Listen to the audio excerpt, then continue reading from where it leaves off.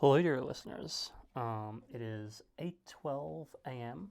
on Sunday, the 7th of September, and I'm beginning a new Travelogue episode of the Filing Cabinet. At least I think I am. It's possible that this is just not an interesting enough vacation that I feel like it merits the listenership of you all. But I am going on vacation. I'm headed to the lovely city of Seattle. My plans in Seattle: I'm going to go on walks, I'm going to eat at restaurants, I'm going to read books and blog posts, and I'm going to chill. So it should be a relatively chill vacation. Today was so far it's been a somewhat unchill day in that I woke up at like 7:30 a.m. after getting to sleep after 1 a.m. Hopefully we'll make some of that back up on the plane. And yeah, imminently I'm going to order an Uber to get to the airport. But what is there to say so far? I guess perhaps I can tell you. No, I'll leave the books until later. It'll be a mystery. Perhaps at the end of the day I can tell people, what I did and what I ate and what I read. That'll be somewhat exciting. But perhaps my most interesting travel innovation this time is, so sometimes I pack books, right? And they don't all fit in my backpack. So I'll put them in my luggage. But, one worries, right? Like, what if they move around? What if they, mash together? What if the pages get bent or something? It seems bad. Well, there's a solution.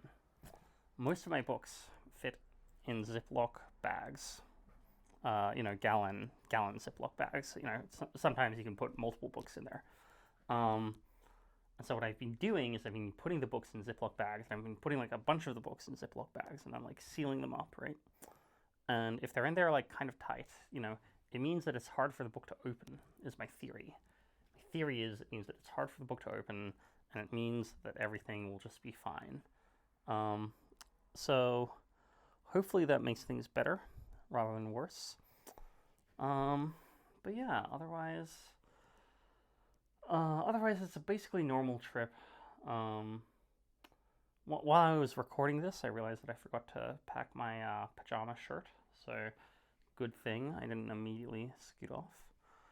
But yeah, this is the beginning of my Seattle vacation. I hope you will retro-causally wish me a fun vacation. Ta-ta for now.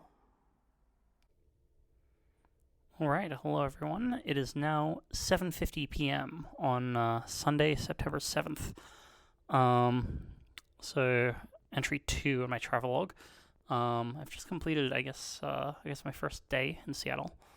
So the first question you might have is, why Seattle? Why did I pick this out of all the places I could have possibly spent a week on vacation? And the answer is it had a few advantages. So firstly, someone recommended it. This is probably the biggest answer, but a friend of mine, Tim Hua, mentioned that it had good hikes around, nice restaurants and stuff. Secondly, it's not too far away. It's in the same time zone. Don't have to worry about jet lag. Last trip I took a trip to London. Jet lag, awful. Hated it. Ruined it didn't totally ruin the trip, but it did make the trip significantly worse.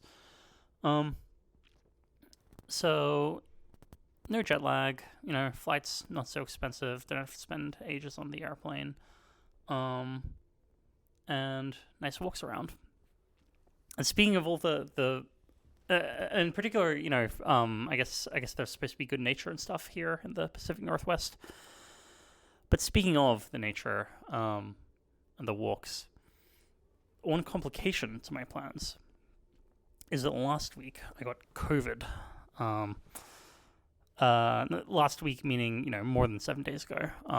So that week I was ill. I tested positive Tuesday evening. I was feeling a bit sick Wednesday and Thursday, but better by Friday. But I think that I'm still a little bit not ready to go super hard on the exercise. For for instance, yesterday I did contra dancing for the first time since I was ill, and I don't know, maybe I'm just not used to the to getting back to straining myself. But it was I don't know, it felt a bit more taxing than I was expecting. So yeah, it's not clear how much hiking I'll actually be doing here, as opposed to reading books, sitting on my laptop, etc. But ostensibly that's the goal, and there's other nice things to do here. So what did I actually do on my first day? Well, got off the plane, went to my hotel, dropped off my bag. I arrived before the check-in time, so I dropped off my bag. Then I located a Starbucks to get some work done, because this trip, I'm not able to totally eliminate work from my life. For whatever reason, they invited me to be a reviewer for the Mechanistic Interpretability Workshop at NeurIPS 2025. And reviews for that are due September the 8th, I believe. Hopefully it's by end of day anywhere on Earth. Hopefully it's not like the start of September 8th. I should really check that, though. So I have a few papers that I've got to review. And I looked over the first one at the Starbucks. It took me a while to find a Starbucks where one could sit down and do some work at, in, close to my hotel. And it was not, I don't know, maybe this is true of all Starbucks, and I'm just, like, deluded about how good they are as places to work, but they had, like, annoying music playing. I think it was worse because I happened to be right underneath the speaker. There was a dog inside, and there was a period where this small dog was, like, making a, like, squealish sound every 30 seconds. It's a bit hard to describe, but, like, I remember when I heard it, I was, like, not sure if it was a dog or some sort of, like, industrial machinery malfunctioning. But yeah, I don't know. I read over a paper, started my review of it. But, I don't know. I did that for a while, then came back to the hotel, actually properly checked in, and then I realized that I was tired and I should probably just take a nap. So that's what I did. Napped for about an hour, then stayed in my bed for another hour-ish. Then dinner. I went to a place called Wild Ginger, which I would say it's a good restaurant. It's in fact my only note of negativity about it is that it was like one notch fancier than I was sort of guessing based on the name. So like, I don't know, I walked in and like there was a big desk and there were two like sharply dressed waiters, ready to like take me to a table, and I was like, oh, I thought this was cheapish food or whatever. So it's a somewhat fancy place, but food was good. Drinks were good. They weren't like snobby or anything. It was just like slightly different from my expectations. So that's my review of Wild Ginger. I hope you enjoyed it. But yeah, that's been my not incredibly exciting day so far. Probably the most podcast, the most relevant part of today for the podcasting experience is that somehow in the process of getting from Berkeley to Seattle, the clip on the microphone that I'm speaking into right now that like lets you attach it to your lapel has vanished. So I'm just holding it up near my mouth, pointing it at my mouth, and I'm hoping that this is a sufficient source of sufficient distance from my face to be good audio quality for you all, dear listeners. So that's day one in Seattle. I think I'm probably going to take it a little bit easy on Monday. I do want to get out of the... So, okay, the reason to take it easy is, basically feeling worried, like, what if I'm not up for, like, tons of exercise? I do want to get out of the hotel room because apparently they clean hotel rooms, like, every other day here, and, tomorrow, Monday, is, like, one of the other days when they actually clean it. So what I'm probably going to do is I'm probably just going to walk around downtown. So there's like it's sort of a weird peninsula-ish thing. Like there's a big lake to the left, to the west. Some might say big lake to the east. And they have lake shores and stuff. And there's the Space Needle. I'm very close to the Space Needle. Um, so might be fun to go to the top of that. I'm also very close to the Bill and Melinda Gates Foundation. They have a big building for that. Yeah, it's like I'm like 1 block away from that. So it's very cool. Unfortunately, so they have a visitor center that you can go and see, but sadly, it is only open on Fridays and Saturdays. So I'll have to wait for that one. But yeah, that's the big plan for tomorrow. Wander around. I've scoped out some vegan restaurants that might be nice. Also, a friend of mine, Sayun, has written a blog post of restaurants in Seattle that she recommends that I'll be looking at. But yeah, so there's that plan, and then there's also the plan of like do all the reviews that I'm supposed to do. That plan begins tonight, and it probably begins with checking whether what time I'm actually supposed to do these reviews by. So yeah, that's my wildly exciting vacation so far. Talk to you next time something interesting has happened. Hello, dear listeners. It is currently 10:08 a.m. on September the 8th, Monday, and I wanted to give you a morning update. Firstly, excellent news. I have found the clip that attaches my little microphone to a lapel. It was in my backpack. It had come off in there, so it's very exciting. The microphone is currently attached to the hood of my hoodie as we speak, and I'm currently sitting in my hotel room about to depart for my daily activities. So here's the situation. Last night I planned to do some reviewing work, and I did. I submitted a review of one paper, but I still have a few left. I also have some work emails to get to. I work for an organization called METS, and right now we're trying to ask people if they're interested in being mentors in an upcoming program. And so I emailed a lot of people asking them if they wanted to be mentors, and some people were, and I did this on Friday, immediately before my vacation, and some people had questions, very understandably, so I should probably quickly get to those questions. I don't think that will take that long. So I need to do the reviews. I need to check emails. And both of these things it would be nice to do today. So here's my plan. I'm going to go to the Seattle Central Public Library, which is supposed to be good, I think, and try and get my head down, try and do a bunch of that. Realistically, I do not expect to finish everything that I want to do, but I hope that I can get done. I hope that I can complete one review, and I'm pretty confident I can complete one review, and I hope that I can do two. So that's going to be my plan there, and then, as mentioned, walking around, Seattle, going to the shores, trying to get a feel for this place. What else did I do last night? Read some blog posts. I'll reveal the first book that I read here in Seattle. So this was a Latin study book. This is called Fabulae Surae.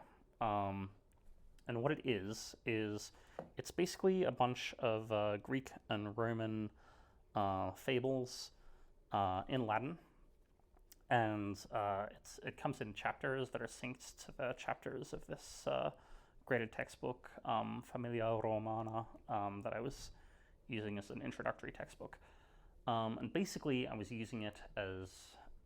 So basically, my current schedule is I have one sort of warm-up book, and then one book that is on the edge of my ability to read it.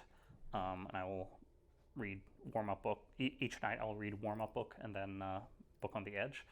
Tonight I was just feeling kind of tired, like I'd not slept that well last night. I'd used a bunch of brain power on reviews, so I only did the warm-up. But this one was kind of crazy, by the way. This is the story that I read was the story of Niobe, who so I'll use the Roman names because that's what was in the text. So basically, Niobe is this lady who has 7 sons and 7 daughters, and she is feeling good about herself, right? She's like, man, I have so many sons, I have so many daughters. Like, fortune has smiled on me so favorably. I'm doing so well. Maybe even better than the gods, you know? And indeed, some people in her town, I guess, are thinking of building a temple to the goddess Latona, right? Latona, who her children were Apollo and Diana, right? So I don't know if children are a big deal. She's also a big deal. But Niobe is like, guys, why would you do that? I'm better than them, right? Latona only has 2 kids. Well, only has 1 son and 1 daughter. I have 7 sons and 7 daughters. I'm also prettier than Latona, truth be told. And look, I have so many sons and daughters. So clearly superior, right? Also, look, even if a few die, right? I've got a bunch left, and I'll still be out ahead. So, you know, why would you worship some loser god with only, who's like clearly doing much worse than I am? So Latona hears about this, and she's like, this is, we can't be putting up with this, right? And Latona tells her children, Apollo and Diana, about it. And she's like, yeah, mess up this lady's life. So Apollo kills Latona's 7 sons one by one, right? And then Latona is like, oh my god, all my sons are dead. This is so awful. Oh, I feel so bad, man. She's crying about it. She's weeping, and she's like, Niobe. Did I say Latona? I meant Niobe is the one who's feeling bad about Niobe's sons all being killed. And she's weeping about it. She's like, I feel so bad. Oh man, the goddess, Latona, you really got me beat. And then she's like, wait, what am I saying? I still have 7 daughters left. That's so many. That's still more than Latona. Why am I, why would I even, why am I acting like I've lost? I'm still winning. Why would you say that, it feels like this is a very easily avoidable error. Anyway, I'm not impressed by the rationality of these people in these Greek and Roman myths. I think when you mock the gods for not having as many children as you, and then 7 of your 14 children die, all of the sons, right? I think you do not then, take the hint. Anyway, whatever. I'm probably preaching to the crowd. You can guess what happens next, of course. Yeah. So I don't know. That was the exciting reading from last night. So yeah, today's plan: go to the library, get some work done, walk around. I've got a few vegan restaurants that I'm interested in checking out. One Mexican place, one pizza place, and probably I'll do work, walk around, do some work, and it'll be a walking around sandwich kind of day. And yeah, the work really needs to be done by end of day today because that's the deadline. All right. Well, I hope you've enjoyed this brief missive. If you were intrigued by my description of my book, there's more where that came from. So hopefully you'll find out in future installments of this travelogue. Ta-ta for now. Hello again, dear listeners. It is currently 10:41 p.m. on Monday, the 8th of September. And I've made a mistake. Dear listeners. But first, I will narrate to you my day. So the plan was, knock off this tedious work stuff, and then walk around the city of not Chicago, Seattle. Well, so initially, I went to the Seattle Central Public Library, which was nice. It's a decent library. They've got desks. You can sit down, get work done, plug in. They've got Wi-Fi. Yeah, I don't know. Altogether, a good experience. So it takes me about I think it's like 10:30 or something when I actually get to the library. So I sit down, I respond to these emails. It takes me a while.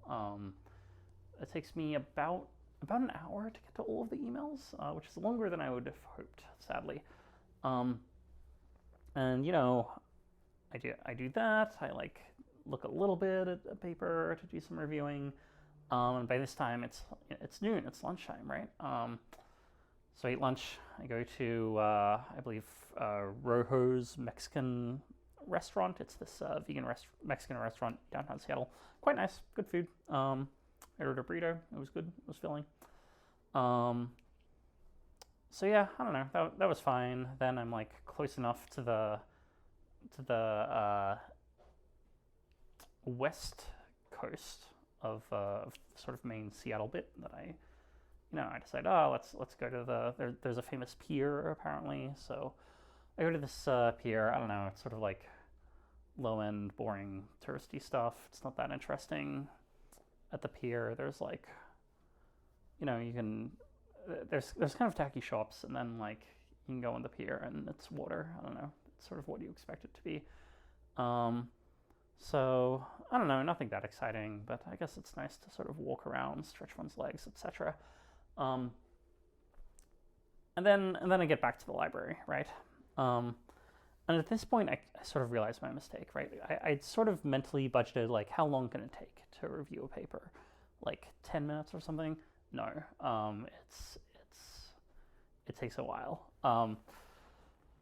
So I don't know. I'm working on reviewing these papers. It goes slowly. Takes me a couple of hours to review the next paper, but I get something written up. I'm reasonably happy with it.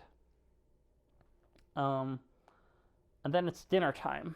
Dinner. I don't know. I make a reasonably good decision. I go to this place. I believe it's called Pie Vegan Pizzeria.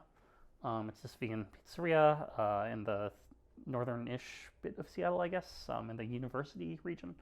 On its website, it claims to be the oldest vegan pizzeria in the United States. I haven't checked if this is true, but it's nice. It's like a kind of smallish, homey place. I order a pizza. It's some good pizza. No complaints. But then I'm like, okay, I have more reviews yet to complete. What should I do? So I have. Oh, excuse me. I'm about to sneeze. Perhaps I'll censor that out for propriety's sake. But so the problem is the library has closed at 6 p.m. But I still need to get work done. So I ask Claude in deep research mode, where does one get work done? Where can I get a desk and some Wi-Fi? And it's not loud, it's not annoying, and I can charge my laptop. And there are two suggestions. Firstly, there's a Starbucks that is open until 10 p.m. And a few other coffee shops that are open until 8 p.m. And I think to myself, I don't want the limit. And the last Starbucks I was at, it was loud music. The other main suggestion is the foyer of a hotel, apparently, or the lobby, I guess one says. Apparently you can just stay in the lobby of a hotel, and they don't check if you're staying at the hotel, and everyone's chill about it. So I think, okay. In particular, it recommends a somewhat fancy hotel in downtown Seattle. I think I don't want to say which hotel it is for reasons that might become clear later. But I head to this hotel lobby, find myself a desk, plug in, get working. Next paper I have to review, not that hard. Goes fine. Oh, I should say that like I'm earlier in the day at like 3ish, I'm flagging a little bit. And so I'm like, I should get some caffeine. Some caffeine would help me. Even though this is later in the day than I normally have caffeine, but I figure, I can just sleep in and whatever. It's like, it's a vacation. I don't need like 100% of my brain power. So and also like the way I get my caffeine is I go to the nearest Walgreens and buy a Diet Coke. But the only Diet Cokes they get are like pints. Like they're very tall glasses. Anyway, I end up drinking more Diet Coke than like I ordinarily would. So so already having been caffeinated as a person who's like somewhat sensitive to caffeine, normally doesn't drink caffeine in the evening. I work on a paper review. It's not too hard. And then I get to the next paper, and it's a tricky paper, right? It's kind of dense.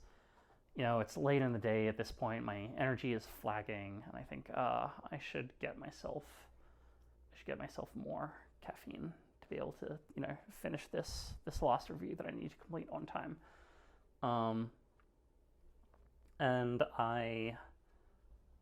So what I do is I walk to the hotel bar. That it's like a bar restaurant type thing. I walk up to the bar. Bartender comes up. I'm like, can I have a can of Diet Coke? And the bartender is like, yes. They give me the can, and then they walk away. And then I'm like, wait, would you like me to pay for that? And they're like, the bartender, she says something like, nah, I'll get you later, or I'll cover you later, or something. I don't exactly know. Like, my interpretation of this is that the bartender is like, you don't have to pay. And I'm like, and I think to myself, well, that's strange. But I don't know, I just walk away because the bartender has walked away. And then I type this, like I message this to a friend, this bizarre thing that happened to me. And then I realize, one possible interpretation is the bartender is saying that, like, look, there's a tab, and later, she'll close the tab, but, like, doesn't have to close it right now. And maybe she didn't expect me to, like, leave with a Diet Coke. So I walk back to the bar, and I'm like, oh, hey, I don't know if you were expecting me to, like, stay and pay later, but, and she's like, she does this thing of, like, smiling and squinting and shaking her head, and she's just like, no, don't worry about it. I've got you covered. It's on the house. Which is weird. This is like, they just give out free Diet Cokes in Seattle. I'm confused. I'm very confused. It's I have no real. So I think. So one explanation is, I'm aware that, like, often people delusionally believe that bartenders are flirting with them. I could imagine that the bartender was flirting with me, except that she's not, like, trying. So firstly, I don't know. I don't think I'm that hot stuff. And also, she doesn't, like, try to prolong the interaction in any way.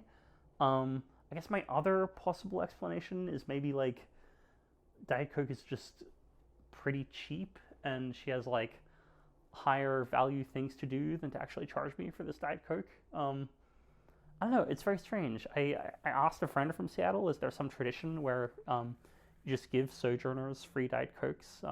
This did not seem to be the case. But anyway, so I don't know. At this point, it's like 9 or so. I drink the Diet Coke, in the hopes that it would give me more energy, right, so that I can review this paper. But it doesn't. I'm just, I'm trying to make my way through this paper, but I'm just like, I'm flagging. I'm not getting all the way through it. So at this point, I've consumed the whole Diet Coke in the hope that it would give me the requisite mental energy. It does not give me the requisite mental energy. And so now I've made two mistakes. So firstly, I'm just not going to get these reviews done by the time that I said I would. I feel bad about this. I don't feel too bad about this because I also get an email from the workshop organizers saying, like, oh, by the way, we've, like, there have been more reviewers dropping out than we budgeted for, so we'll need some people to sign up to be emergency reviewers. Um, if you sign up to be an emergency reviewer, you'd have to submit your review. Uh, deadline would be like 5 days after the main deadline. And so I'm pretty sure I can get my review done tomorrow, and so I'm pretty sure that this is not actually going to mess the whole thing up too much. But it is. I don't know. I don't like to. One doesn't like to be behind on one's obligations to not get done things that one said one would get done. So I feel a little bit bad about that. I also feel a little bit bad that I've now had quite a significant amount of caffeine for me.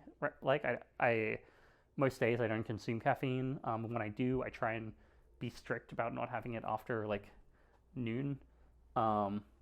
And I've violated this rule by a significant amount. In particular, the second Diet Coke, right? It's a fair amount of caffeine at 9 p.m. or something. And it didn't even provide me the benefit that I was hoping to get from it. Now it was free, so I can't complain too much. But it's this is not an ideal situation. So yeah, all in all, not a good day for my ability to plan, to understand what's going on, to make reasonable decisions.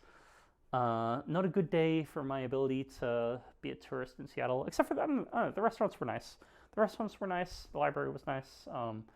So the hotel lobby was, I don't know, like a hotel lobby you could get anywhere. But anyway, not the world's most amazing day for me. And hopefully, so my hope is that this doesn't wreck me too much for tomorrow. My hope is tomorrow I sleep in a little bit, recover from the caffeine, wake up, have a morning Diet Coke, to sort of wean myself off of it. Hit the library, finish this last review, and then there's enough time in the rest of the day to do fun activities actually go for a hike somewhere. Of course, we'll see what happens. It's possible that this one review takes the entirety of the day. I would think not, because other reviews took me less time. But we will see. Anyway, that's the rundown of my day. And I guess my immediate plans are I try to every week, Monday evenings, I try and write basically a journal entry summarizing the last week. Thinking, okay, here are my priorities for that week. Did I succeed at those priorities? What do I want my priorities for next week to be? How can I be a more dynamic, high performing person, whatever.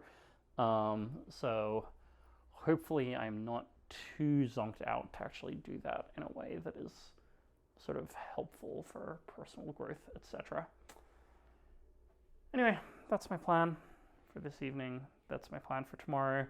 Now you know the degree to which I'm a fool. And with that, I will speak to you, dear listener, tomorrow morning, if all goes to plan.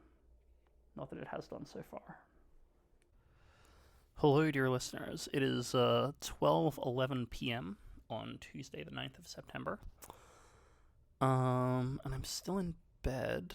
I'm not that in bed. I'm I've gotten out of bed. I've eaten breakfast. But let me tell you this story. So since our last missive, I did a couple things. I wrote my weekly journal entry, which is nice and helpful. I also did a touch of Latin practice, which I didn't think I would have energy for. I think the energy from that second Diet Coke really started hitting at 11 p.m. or so. But yeah, I did a little touch of Latin practice, which brings me to the second book that I will reveal to you that I've brought with me. So this is Cambridge Latin Course, Book 2. So it's basically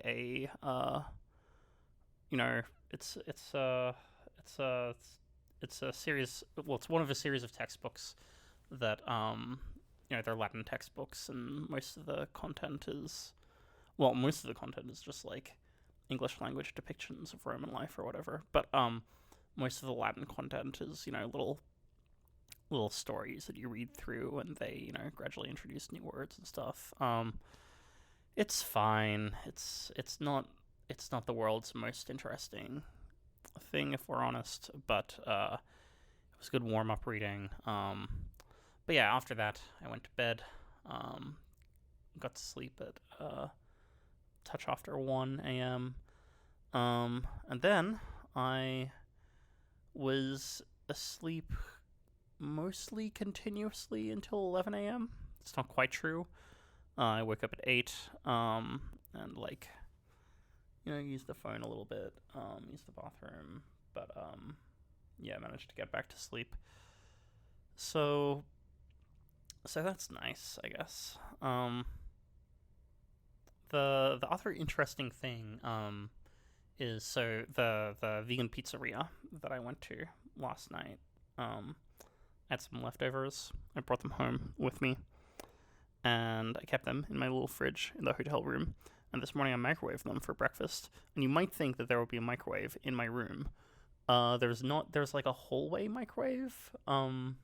That's like next to the elevators on a little cart thing. This is not a. I don't know. This hallway microwaves are not an amenity that I had come to expect, but there one was. And it was fine. It was it heated up my pizza. And so that was nice and tasty.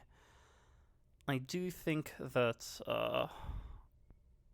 despite eating that at around noon, I do think I'm gonna have lunch at some point, but probably not quite just yet. Probably I'm going to lie in bed a little bit more, watch a YouTube video before actually getting work done. And indeed, probably the work that I do will be going. Probably first I'm going to get lunch, and then I'm going to go to work. So there's a question of when will my vacation really begin? You might think that staying in bed until noonish is vacation enough. And it's true, although I didn't really need to come all the way to Seattle to do that. But it is nice. So probably what my day looks like is, hang out in my hotel room for a little bit, lunch, go to the library, do some work, eat dinner, and then I'll have some free time. But how many touristy things can one really do in the evening, sightseeing works less well because you can't see so many things when it's dark. The many places are closed. I could just walk around Seattle at night. Not the craziest thing in the world. I wonder how late the Space Needle is open. But yeah, surely Wednesday I'll start having an exciting vacation. And at least I've had some somewhat zany stories to tell. But yeah, that's my morning update. I hope you are enjoying listening to this podcast, and I will talk to you again later. Hello, everybody. Hello, my dear listeners. It is now 9:19 p.m. on Tuesday, the 9th of September, and we've had our first W of the vacation. I finished the reviews. You might have had good reason to doubt whether I would in fact successfully complete this task, but I did. So yeah, the story of the day is I get out of bed like 1:30 p.m. or something. No, not quite that late, but rather late. I head to the library, put in some hours, bang out this review. And then the world's my oyster, really. I I eventually it took me a while to like properly finish the review. I think I was done at like 4:45 or something like that. Um, and then the question was, okay, what next? Is there still time to go on a fun, some sort of fun Seattle adventure? Um, and indeed there was. So yeah, I went back to the hotel room, looked up hikes on all trails, and I ended up going on a nice trail in Discovery Park. So Discovery Park. So Seattle is like, yeah, how do you even explain the geography of Seattle? Honestly, you should just look at a map. But there's, I mean, one thing to say is there's like a south bit and there's a north bit, right? And I guess there's some sort of river going between the two. Um, so I'm in the south bit, which is I guess where the bulk of Seattle is, and in the south bit there's sort of a peninsula going to the northeast. I believe it's called Puget Sound. I'm gonna live check this. But there's a but basically what's going on is no, Puget Sound is the estuary. What even is a sound? Okay, well whatever. It's a peninsula. Um, there's a peninsula, and it gets relatively suburban in the peninsula, and there's this big, nice park at the tip. That used to be this military fort, I believe, but now it's a park, and it's got a bunch of trails, and it's got a big loop trail that you can walk around, and I took the loop trail, except there was a little bit of the trail where you can you could sort of go off and go to the peninsula. But yeah, it involved like some walking through the woods, some walking across just basically along the shore. It was nice, you know. Mostly flat, a little bit of stairs, a little bit of downhill, but like pretty relaxing, pretty chill. Yeah, good day. I don't know. It felt very vacationy. It was nice to properly begin the vacation. And in fact, there should be I've got a Google Photos album of pictures I took during that. And that album should be a link to that should be in the description of this episode. And yeah, did I do anything interesting after that? I went to this restaurant, Due Cucina. It basically serves pasta. That's its deal. The one mildly interesting interaction I had there is sort of I went up to the front, and they didn't have that many vegan options. Actually, I'm not sure. I think they maybe put like Parmesan on my pasta, which I don't totally love, but I could be misreading what that was. But they basically the way it works is you order sauce, then you order the pasta, right? And the sauce, like there are only two sauces that are vegan, and one of them has eggplant, and I think eggplant is weird. I don't want to eat it. Sorry, I don't know. It's probably good in some ways, but I don't want to eat the eggplant. So I got the arrabbiata, and the person behind the counter is like, it's quite spicy. I'm like, okay, but he's pretty insistent on how spicy it is. He's like, it's not just we're not just joking. It's like seriously spicy. I encourage you to reconsider whether you are able to eat this food, basically. And he sort of scared me off. But I persevered because I don't know, I was already at the restaurant and this was the thing that I most wanted to eat, even if it was potentially dangerous to me. And I got the pasta, and it was very spicy. Now, I got the version. I got the pasta with this arrabbiata sauce. I also got fried tofu on the side. I also got some focaccia bread, so I was able to take it slowly. I was able to basically handle it, but he was correct that the sauce was very spicy. Anyway, that's my day. Overall, perhaps it's the shift to being in vacation mood. But I'm like, man, Seattle seems cool. Like it's this whole. Okay, this is gonna seem very provincial, but I thought that the U.S., there was New York, and there was L.A. and there was SF, and maybe there were one or two more. But Seattle is it's this whole big city. it's really built up. They're really doing something over here. Yeah, I don't know what to say. It's just very striking to me how it seems like a cool place. Seems like a place I could stay. Very I will say a lot of dog stuff. Like one thing I see way more services for dogs here than I do in other places. So like, God, what have I seen? I've seen a place to take your dog to drop your dog off when you're going on vacation, which I guess is not so strange. Also like a specialty dog treat store, a specialty dog photography studio. I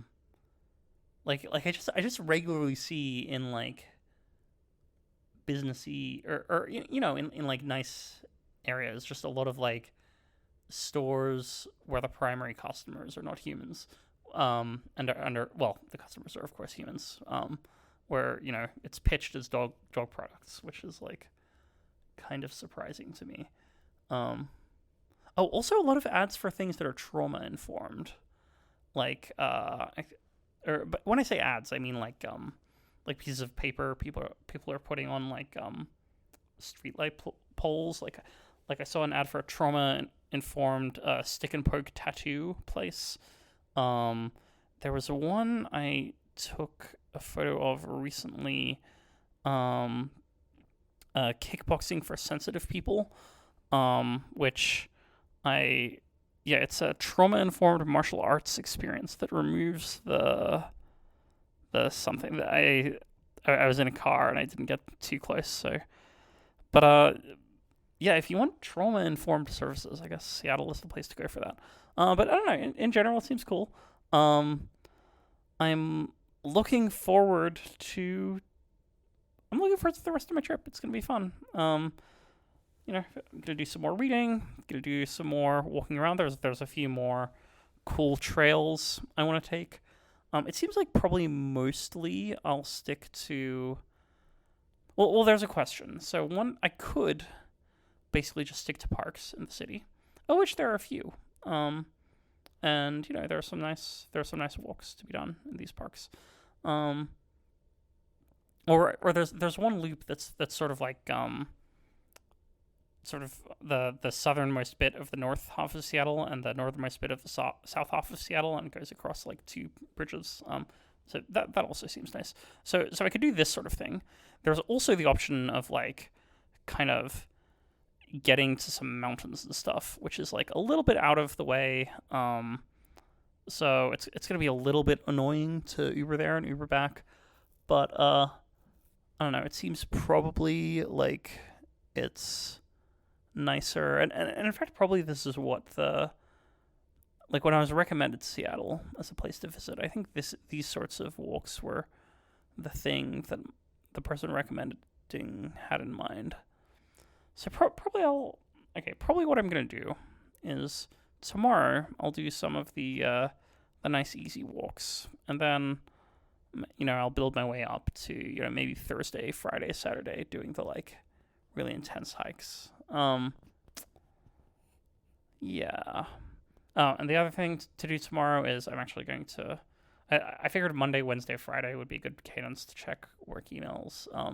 Just because people really are just responding with questions about an email I sent them like immediately after I went on vacation, so I feel some obligation to get back to people. So okay, if we're honest, a tiny bit of work tomorrow, but it's not going to be too bad. But yeah, I'm already feeling more relaxed, already feeling pumped about this vacation. So yeah, that's my missive from tonight, and I guess I will talk to you all tomorrow morning. Good morning, dear listeners. It is currently 11:33 a.m. on Wednesday, the 10th of September. And I had a nice evening. I had a nice morning. I guess first I should tell you about my evening. After recording the podcast episode, nothing too exciting. I was kind of tired after the the walking and the dinner, and I got home kind of late. What did I even do? I I think I mostly just did some more Latin reading. So yeah, the my sort of warm up reading was Fabulae Surae, which I've already talked to you about, and then another book to tell you about, Sermones Romani. So this is basically a collection of like just sort of things that people like just little short tidbits of short readings by a variety of Roman authors. And the current thing I'm reading is it's Cicero, who was a famed, basically a lawyer. Although he lived like back in the Roman legal system, they had lawyers, but they didn't have like rules of evidence or anything, so you could just like say totally random like there's a legal treatise which is just like how to do a really good character assassination on somebody that's in this book, and it's like, oh, okay. But yeah, currently I don't know, I'm reading, yeah, the thing I'm reading, it's by Cicero, who is it's from his book Tus Tusculanae Disputationes, so Tuscan disputations, I guess. And he's currently like, this bit is about this dialogue he's having, where basically the point he's trying to make is that death isn't actually bad. You might think that, so his interlocutor is like, I think it's really bad. I think it sucks. I think death sucks. We're miserable. We who are alive, because we know we're going to die later, and the people who are dead are miserable as well because they don't exist. And then Cicero has just done the nice move of like, well, if they're dead, like, do you think that they're in like Tartarus and they got past Cerberus and stuff, and the other person is like, no, I'm not stupid, and Cicero's like, well, okay, well, like, if they don't exist, then like they can't be sad, can they? So owned, as they say. And I don't know. I read a little bit of it. Like I said, I was kind of tired, and I don't know. I'm not that good at Latin. So sometimes I get on a real roll, but not last night. It was a little bit tough going for me. So yeah, I was hoping to read another book, which maybe you'll find out about later in the episode, but I did not have the energy, alas. But yeah, relaxing morning this morning. Slept in a little bit. Did a little bit of responding to emails for Matt's things. I did manage to get we managed to get someone who is like something of a famous person to apply to be a mentor, so that's kind of exciting. But yeah, I think my plan for my day is I'm going to go on a walk. Basically there's these like gardens things there, or it's an arboretum is what it is. So I'll walk throughout the arboretum. I'll grab lunch. And then there's this loop trail, or I think I mentioned it last time. It's around this sort of lake that's sort of between North and South Seattle. So I'll go on a walk around that lake, and then eat dinner, go home, read. It'll be a relaxing, lovely day. So that's my morning update. I hope your morning is as relaxing as mine was. Okay, goodbye. Hello, dear listeners. It is currently 9:14 p.m. on Wednesday, September the 10th. And it's been a nice day. Good relaxing day. So yeah, basically, went on 2 walks today. Both of them kind of, in in urban Seattle and around the place. So the first one was at the Seattle Arboretum, which was, or I think it's called the Washington Park Arboretum, maybe. But it was nice. I guess photo albums for both of these will be in the thing. Probably the most interesting thing about this walk is I saw a coyote, relatively up close actually. So yeah, the coyote was just sort of chilling, on the grass, like relatively near, the walkway. Um, yeah, standing. I don't know. I was taking some photos of it. I saw someone else taking some photos of it.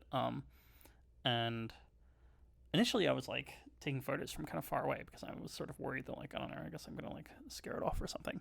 But like at some point I get close to the coyote, just like not that close, I should say, but just like, um, I'd like to get through, right? um, so I'm, going on the path, sort of going like on the other side of the, going like a little bit off path, as far as I can without like actually getting into the, gardens and such. And the coyote is just like standing there looking at me. I don't know. This coyote is apparently like not very afraid of humans, which great for my ability to take photos. Unclear if this is like a great thing for the people of Seattle. Like, yeah, I don't know. There were like, well, okay. Look, it was cool. I thought it was cool. I really liked it for myself. Um, I don't know. There were like, I did see at least one small off leash dog earlier in the park, right? Which seems like not great if there are coyotes around. Uh, yeah, in general, I don't know. It seems like a little bit worrisome if like, you have coyotes around and they're also like, like small children or like pets or stuff. Um, so I don't know how I feel about it on a broad scale, but it was really cool to see. And yeah, in general, I don't know. It sort of relates to this sort of general conundrum I have, which is, I'm a vegan, and related to that, I kind of disapprove of predation, right? Like animals that eat other animals, like that kind of painfully kill other animals and tear them apart. That's like, I don't know, in some ways it's kind of awful, right? And yet, animals that are predators, are really cool. Like, I don't know, just aesthetically, in terms of like, like in terms of animals we have as pets, right? They're like dogs and cats. And people do keep rabbits as pets and stuff, but I think like I'm, you know, yeah, the predators, they just seem cooler to me. Which is like sort of an unresolved tension in my worldview. Like, I don't know, it's obviously not a strict contradiction, right? But like, I think there is something to be said for like, okay, you know, the practice of predation produces animals that are cool. You don't like it? Well, okay, like, um, how are you gonna be a cool animal if you don't do it? I don't know. It's like it's a tension. Anyway, you don't care. You, dear listener, you probably don't care that much about my thoughts about this. But yeah, photo album is going to be in the description, and you can see the photos I got of the coyote. And then the next thing that happened is I had lunch.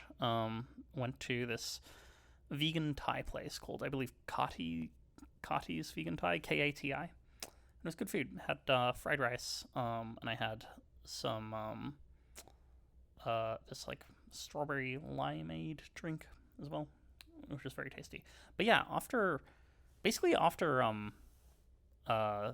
the walk and I get into the Uber there, I learn about the death of Charlie Kirk, which happened today as I'm recording. He was yeah, for those of you who don't know, Charlie Kirk was this American conservative political commentator where I guess most of what he did was like campus activism. Like he would go to student campuses and like, talk about why you should support Donald Trump, basically, or why you should be conservative. And yeah, he was giving I think he was giving a talk or in the middle of some Q&A session or something, at this university in Utah, and yeah, while he was answering a question, he got shot. A bullet hit his neck, and I gather he died. I don't know, which is like really horrible, right? Like, I don't know. First of all, for him, right? Um, like, he was 31. He had a long life ahead of him. I guess I don't know. It's just to some degree this it's for me, right? Because like I'm 31, and I like to think that I'm still young and in the game and got plenty of good years ahead of me, right? Um, I don't know. Not only that, he leaves behind a wife and two children, who are gonna have to grow up without a dad, and that's tragic. Um, but also, I don't know, like all murders are tragic, but I think there's an especially like concerning thing of like, um, just like the increase in political violence that we've seen. Like, there's been this, last year there was this attempted assassination of Donald Trump that like got very close, right? Like, um, before he was president, but like it was, you know, had the winds been a little bit different, he would be dead, right? Um, we've, there have been these attacks on these like Minnesota legislators. The governor of Pennsylvania, I think there was some like arson attempt or attack against his home. Um, yeah, it's I guess you don't want to be in a country where like violence is the main way of resolving political disagreements, right? Um, and I think that we're not that close to that, right? Like, um, the if you think about like the 60s or 70s, right? Like, bombing was just like a really standard thing. You know, shootings very common. Um, and the country was still a democracy then, right? Um, so there's still like, I don't know, the level is relatively low, but I feel like you're seeing more of it, right? Like it doesn't. I don't know. Maybe there's probably I should have like looked up the stats on this before talking about it, but the like it doesn't feel like there were this many political shootings 5 years ago, right? Um,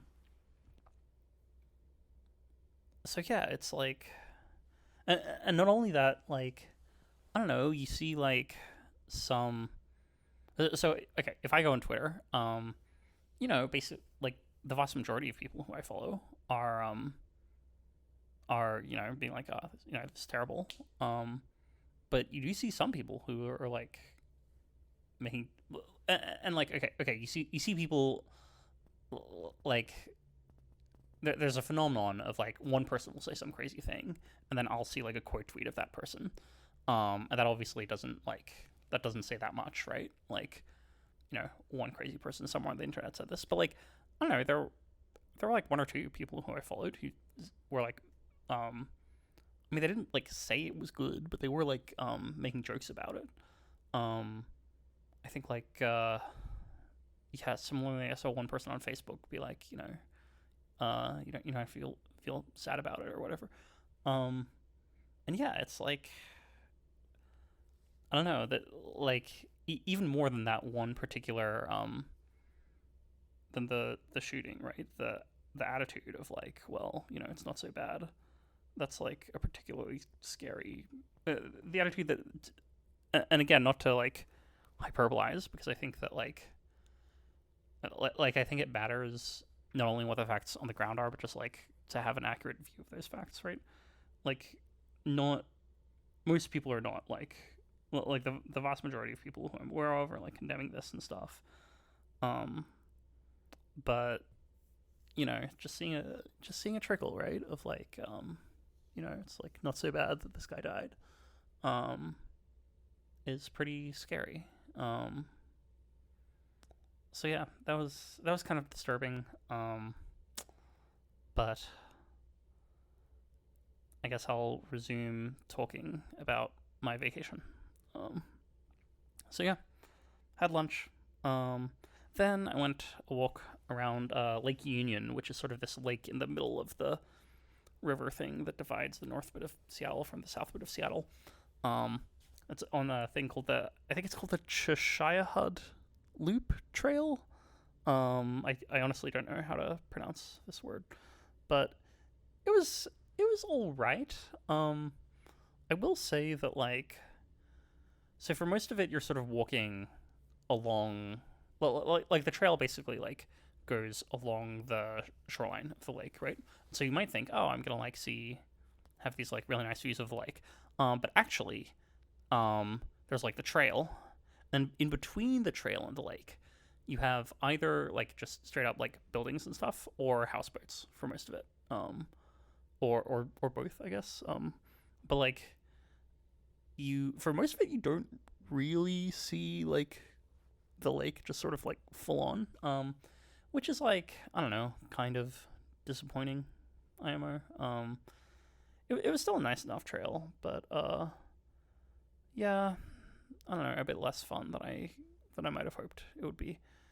Yeah, didn't see a coyote, which was definitely the highlight of the day.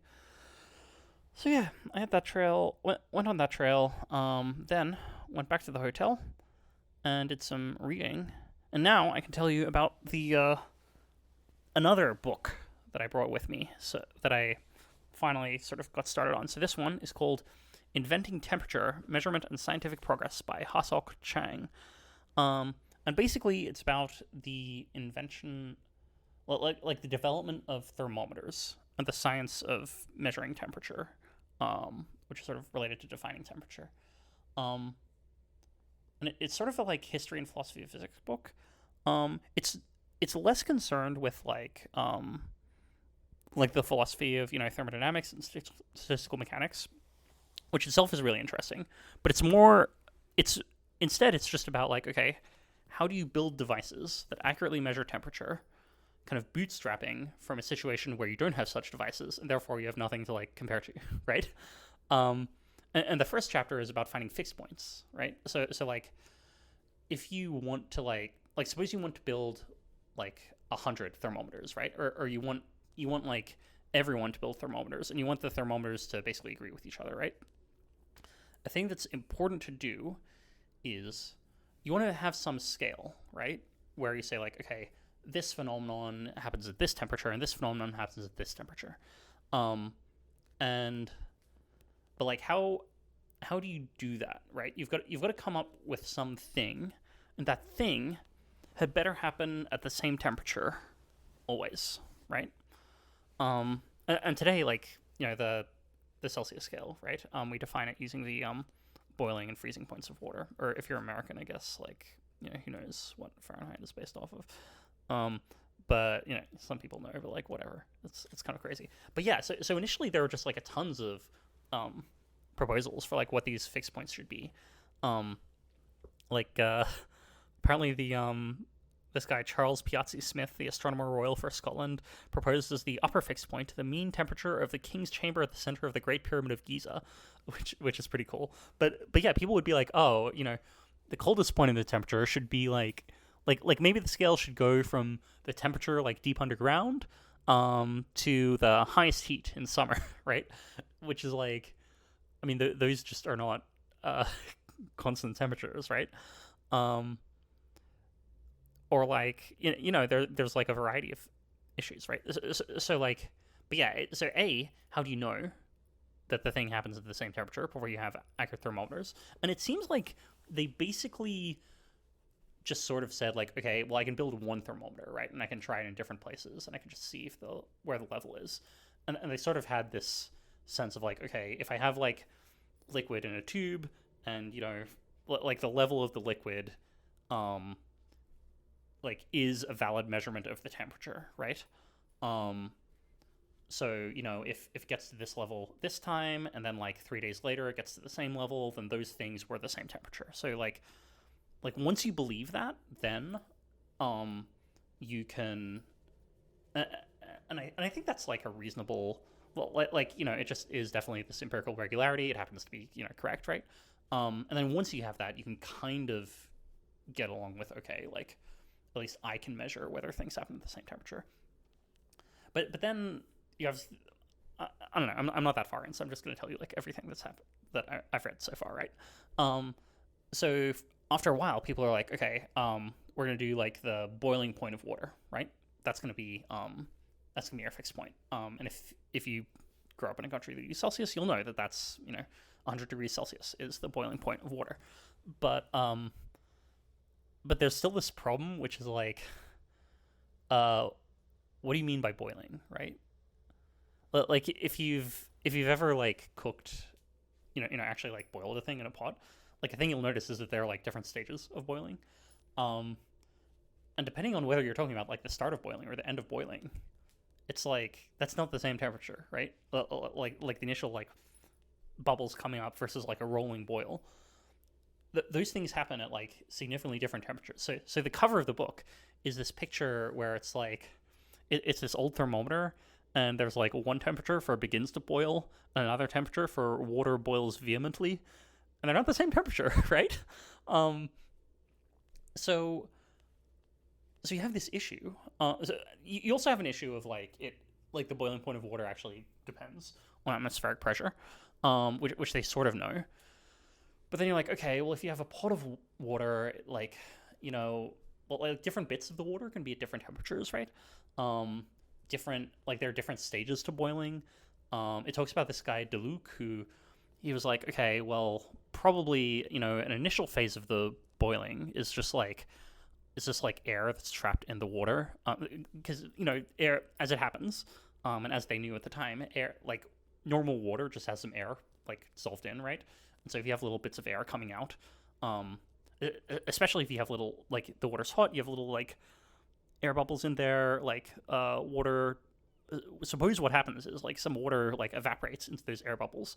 Air bubbles come up to the top, and like, bubbles are coming out and there's steam coming out, but like you don't want to call it boiling, right? So it is boiling, and so you have this guy who's like very intent on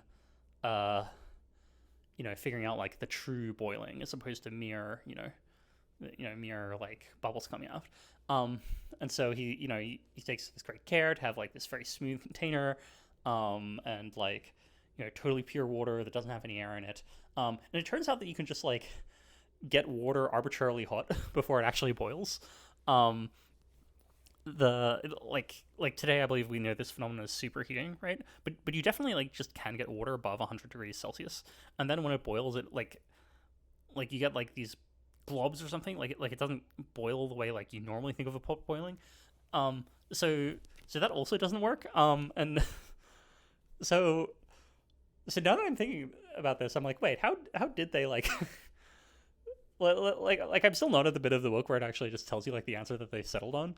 I'm like, wait, what even is 100 degrees Celsius? I don't even. Anyway, so it's this very good. It's this interesting book. It's just like this kind of scientific and philosophical problems of just like actually inventing a good temperature scale.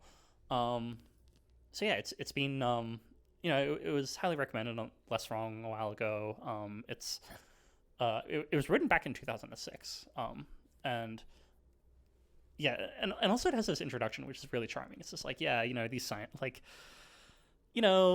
science should be open to the people. Like you should be able to just like read things and really understand how discoveries were made. You shouldn't have to just like listen to some scientists be like, we figured it out, don't worry about it, like it's probably beyond you, and like you can't really do that for cutting edge science, right? Because it's just, you actually just need a bunch of prerequisites. But you can do that for science that's old, right? For like historical science. And it's a very, at least the introduction is written in a somewhat rebellious, like scientists, we can like try and figure science out ourselves sort of spirit, which I find really like as someone who was brought up in like I guess I'm Less Wrong, right? I wasn't brought up on Less Wrong, but that was where a lot of my intellectual formation was, and it very much has this attitude of like, okay, caring about being rigorous and like being rational and like thinking clearly, but also being like outside of established scientific institutions, right? Um, so yeah, it's I don't know. I'm enjoying the book so far. I'm not that far in, but I'm really enjoying the book so far. So yeah, that's the latest installment of the What Books Is Daniel Reading series. Um, what books has Daniel brought with him? But yeah, I guess my plans for the evening are going to well, and I guess the final thing I did. Oh yeah, as well as reading Inventing Temperature, I went to get some vegan ice cream. That was my dinner at a place called Frankie and Joe's, um, which it's a vegan ice cream place in Seattle. It has a few different locations. I went to the one in Capitol Hill, which is it's a pretty small store. It's not you can like sit down on a bench if you want, but I think like most customers were like getting the ice cream and then walking around with it. Um, I quite liked it. I found their ice cream quite tasty. I got yeah. If you don't care about what I got, whatever. Whatever. It's my travel log. I'll tell you anyway. I got this thing called salted caramel ash, which was like just gray colored. And apparently it had activated charcoal or something in it. As well as just a scoop of vanilla and inside a waffle cone. It was really tasty. So that, and then thinking about next plans for later. So, yeah, what are my thoughts? I think that tomorrow I want to go to Cougar Mountain Regional Wildland Park. So there are a couple of trails there that seem interesting to me. I will probably just do the longer of the two. But yeah, my plan is head there in the morning, go on a big long walk, come home, read, and then in the evening there's a contra dance. So there are two contra dances in Seattle that I'd like to attend. On Thursdays there's Lake City Contra, and on Fridays there is Emerald City Contra. And so I think I want to try both of those. It's fun. One of the nice things about being involved in contra dancing is you can like when I'm traveling in the U.S. I can go to a new I'll be in some city and I can go to their local contra dance and like meet the locals and stuff. It's kind of fun. But yeah, so that's my plan for Thursday. Then I also made a little bit of plans for later. So one of my interests is just expressions of Christianity in the United States. And so I was thinking, I wonder, I'm on vacation. I wonder if there's some sort of church service I could go to. There are a few options, right? There's this Episcopal cathedral in Seattle that actually is I was walking around on the Cheshire Trail. There was this like building like up in the hills somewhere that I was like trying to figure out what it was. And it turns out it's the Episcopal Cathedral. So I could go there. I could imagine going there. I could imagine there's a Catholic cathedral as well, St. James Cathedral. They seem fine. Or I don't know, they seem like decent cathedrals. But they're not like so amazing that I'm like very, very interested in visiting them. No offense, but yeah, if you think of what are some good cathedrals? I think Cathedral of Christ Light in Oakland. I'm actually like a big fan of that. It's like very distinctive in a way that I think is interesting and cool to go to. Cathedral of I believe it's called the Cathedral of the Madeleine in Salt Lake City. Is very it's very, very beautifully painted inside. It's got like a gothic if I'm remembering correctly, it's like a gothic exterior and a Spanish Revival interior or something.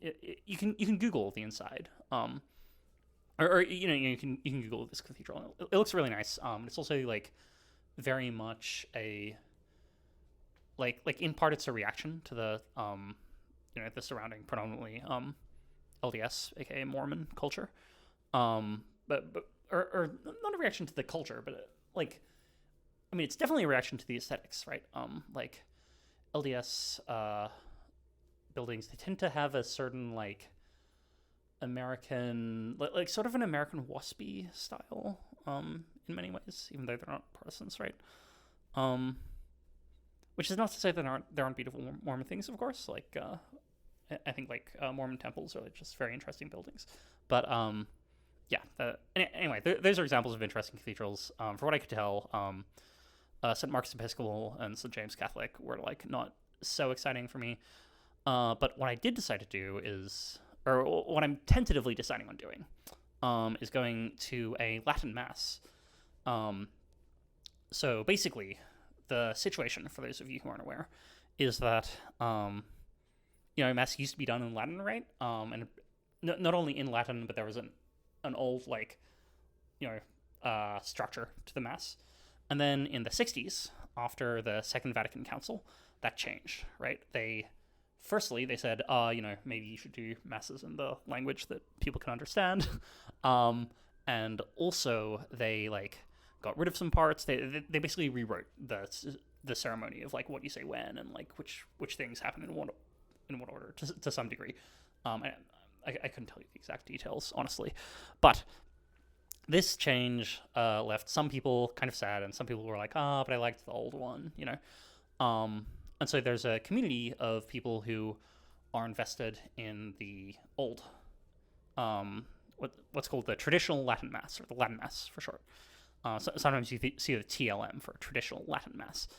And this is like sort of a point of, okay, people who are attracted to the traditional Latin Mass, often the reason they're attracted to it is that they kind of think that a bunch of things have gone wrong since the 60s in Catholicism or in culture more broadly. So definitely like pre-COVID, like a lot of the attraction or a lot of the attendance of the Latin Masses tended to be people who like viewed Second Vatican Council changes in the 60s with like very great suspicion.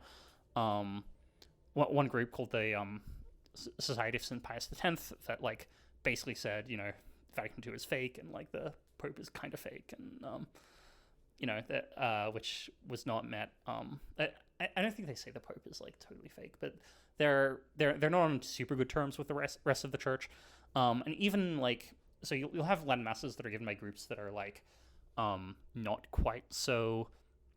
That don't explicitly say like the priestly the Society of St. Pius X. I think they explicitly say that the Second Vatican Council was like wrong and bad or something, which is a no-no, right?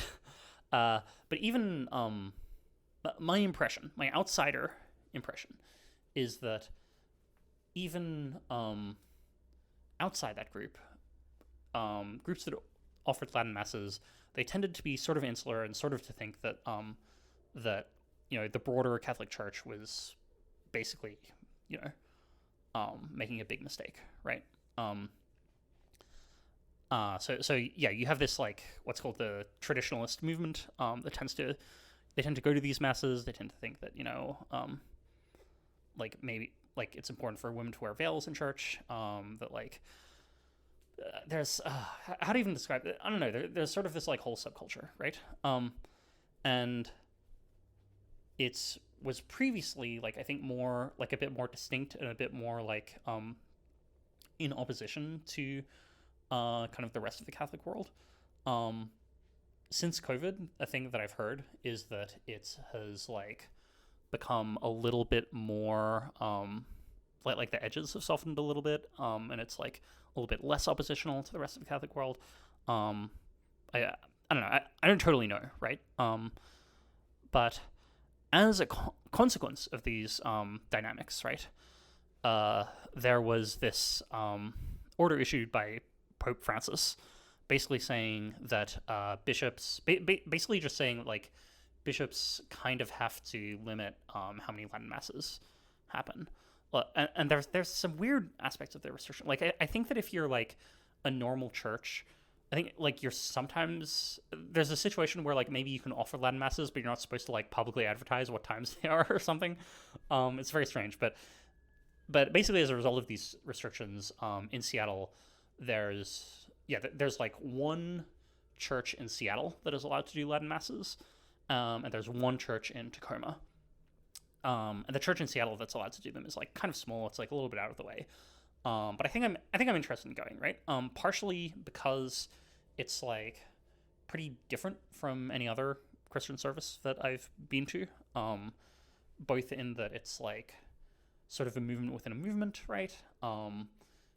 It's also in a language that I'm not super fluent in. Also, it's more, I guess, more traditional, right? More like smells and bells is the term of art people use, right? There's I don't know. I guess there's gonna be incense. There's gonna be like maybe I don't know, bell ringing, that sort of thing, right? So and also there's like a sort of distinctive community around it. So I'm interested in seeing that. And then also there's just an aspect of like, hey, I'm learning Latin.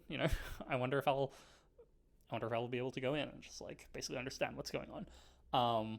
Which unfortunately, the Catholic Church tends to use a thing called the ecclesiastical pronunciation of Latin, which is a different, and by pronunciation, like I think you can basically analogize this to accent, right? Like it's basically a different system for pronouncing Latin than the rest of than what's called the classical pronunciation, which is just like an attempt to reconstruct how Latin was spoken by Romans in between like the 1st century BC and the 2nd century AD or something, which is obviously a broadish time period, right?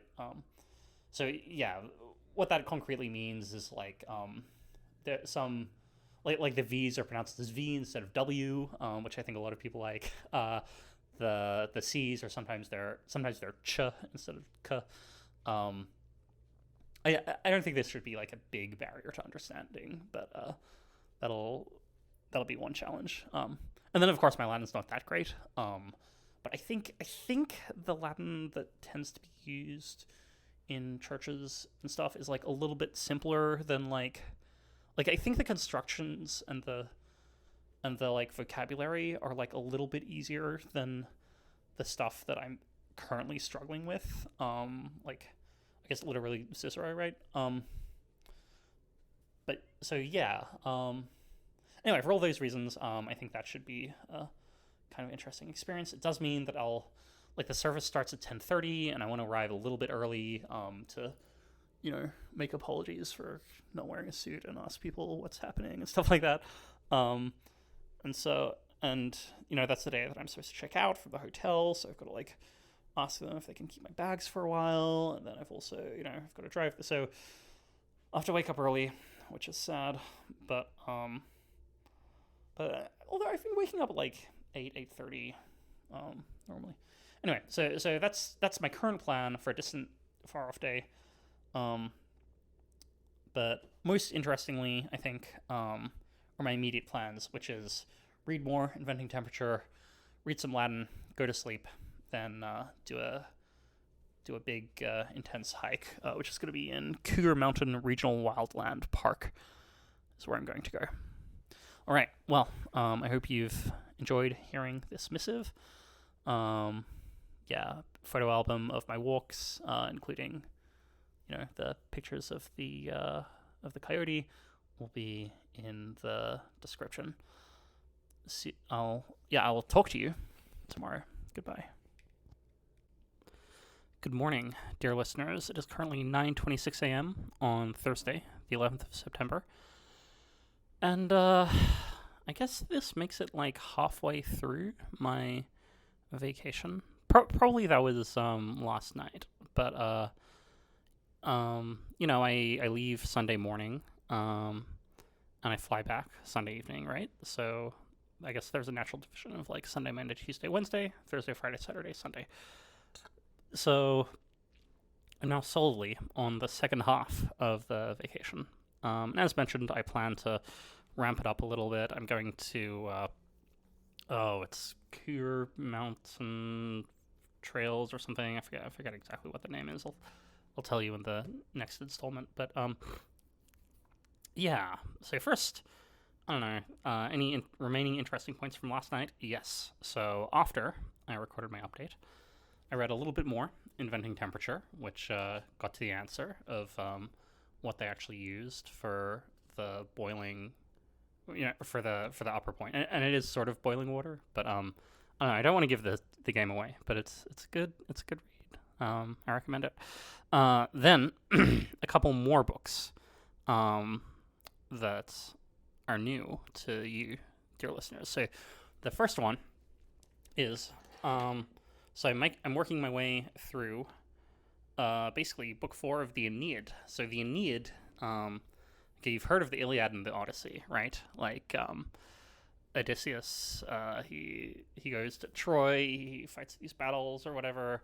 But did you know that some of those Trojans who he fought went on to found Rome? Well, it's true. Not really, but the Aeneid is the story of Aeneas, who is one of these Trojans, and he eventually founds Rome. But he has this pit stop on the way in Carthage where he meets Queen Dido, who falls in love with him.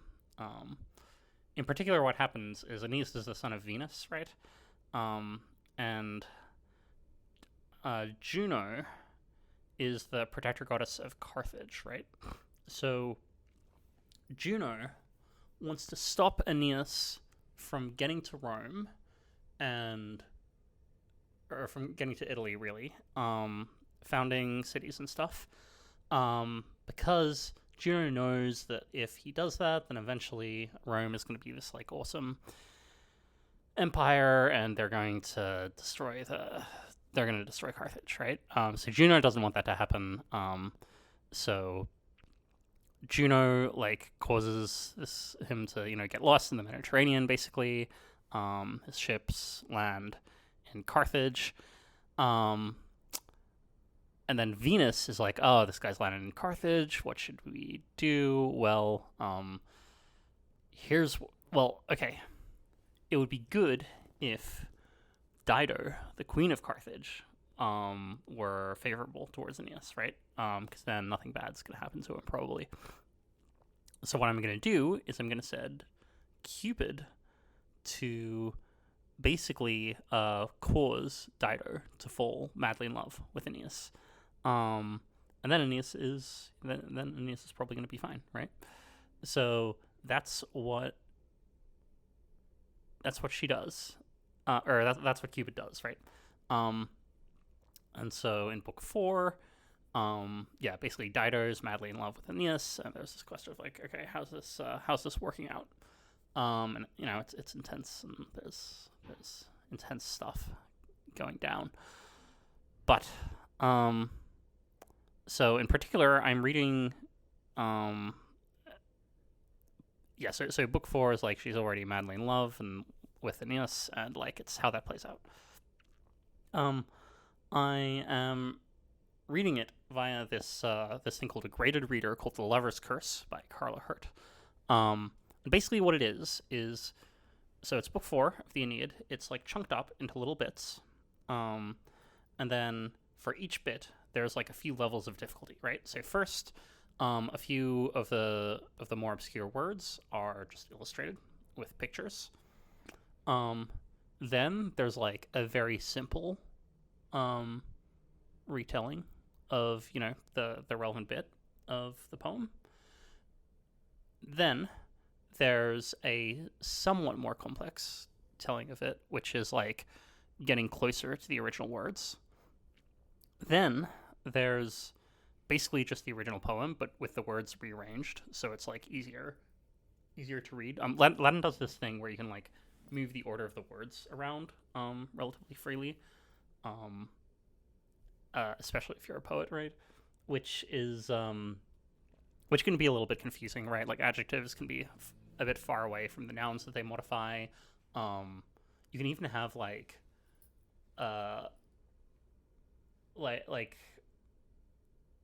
like you can get these clauses, right? Like, I went to the store so that I could buy an apple, right? Um, so there's like, I could buy an apple is like this kind of purpose clause. It's like a mini sentence within, and like so that is what's like introducing it. But you can move words of the purpose clause sort of like outside, like you can move some of them before the so that, you know. So it can be a little bit confusing. You get used to it, but it's a bit easier if the anyway. So the next level is like just the words of the poem, but rearranged to be easier to read. And then there's like the actual poem or a few lines of it, right?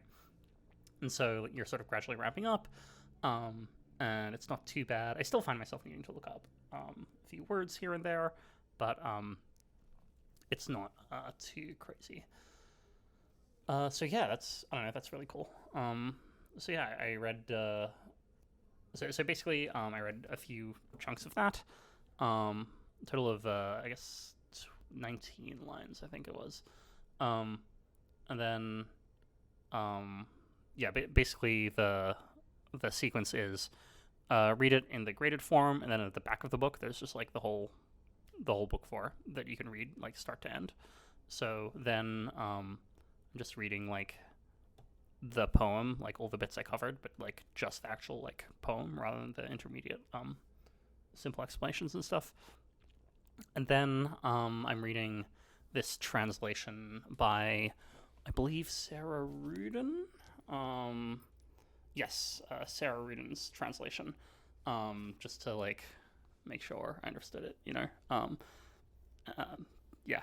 So anyway, it's a cool experience. Fun stuff. I recommend it if you're a Latin student. But yeah, so I guess that's two books. That's The Lover's Curse and Sarah Rudin's The Aeneid, which are separate volumes sold by separate people. And then I read a little bit of my next book to be revealed, which is called The New Testament. It's basically an introductory university textbook by Bart Ehrman and Hugo Mendez. And it is... Oh, I've been crediting the authors, I should say. The Aeneid, written by Virgil. So there you go. But New Testament... Oh, by the way, another crazy thing about the Aeneid is I believe, like, Virgil... So it's, like, almost but not quite completed. And then my understanding is that Virgil, like, died with it in that state and read in his will, like, please bury it and don't show anyone. And so, I don't know. It's, like, a little bit disrespectful to read it, right? But I guess everyone else does it. And it's been a while, so... I don't know. I get, like, copyrights come with, like, term limits, right? So... maybe and like it seems like there's something good about that, right? And so maybe respecting the wishes of the dead, there's some sort of term limits there. Anyway, on to lighter topics. New Testament, yeah, introductory textbook, pretty easy read, I would say, and it's about what it sounds like, I would say. Yeah, good. I just finished this chapter, which is, I guess, on the kind of the historical figure of Jesus and how it like comes to be that. So basically, you start off with the Gospels, as well as like kind of relatively early non-canonical Gospels. Probably our earliest writings about Jesus are in the New Testament. Try and figure out, okay, what kind of guy was he, and then go like, okay, given that, how did that, is like, what's a plausible story for how you get the Gospels out of that. So yeah, I would say it's in general it's a good textbook. My previous exposure to the subject had been like watching random YouTube videos, which is surprisingly good, but I think it's been good to just get a like systematic overview of the basics, right? So I've appreciated that. So yeah, those are the books that I read last night. Then I had to sleep, wake up, a bit of a worse sleep than previously. Wake up, I'm feeling a little, I don't know, I'm feeling maybe a little bit tired in the muscles and such. although I don't know. I've been awake for a bit, and now it's feeling a bit less bad. Um, but it does make me think it's possible that the plan to hike in Contra is a little bit ambitious. I do think I'm going to go for it. I think I'm more interested in trying the hike today than I am in trying the Contra today, especially because if I can't do the Contra today, I can like take it easy, do the Contra tomorrow. Um, but so yeah, just like in terms of maximizing the fun stuff I get to do, it seems like I should definitely try the hiking today. Does make me think I'll probably want to, like, given that it's a 3 hour ish hike and it's like kind of difficult. I think I'll probably bring, like, just buy some candy or something and bring that in with me, in case I run low on energy. But yeah, should be a fun day. And yeah, I guess perhaps I should give another update on the national news story that's been unfolding in parallel with this, which is the shooting of Charlie Kirk. There's a so then they initially arrested a guy who seems to have not been the actual shooter, and then the current shooter is at large. They say they have a video of the actual shooter. So I mean, I hope they get them right. Yeah, that's kind of crazy. But yeah, far away from me, luckily. Well, one assumes.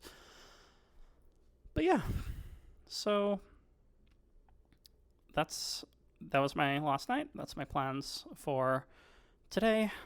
Big hike. Prepare for the big hike.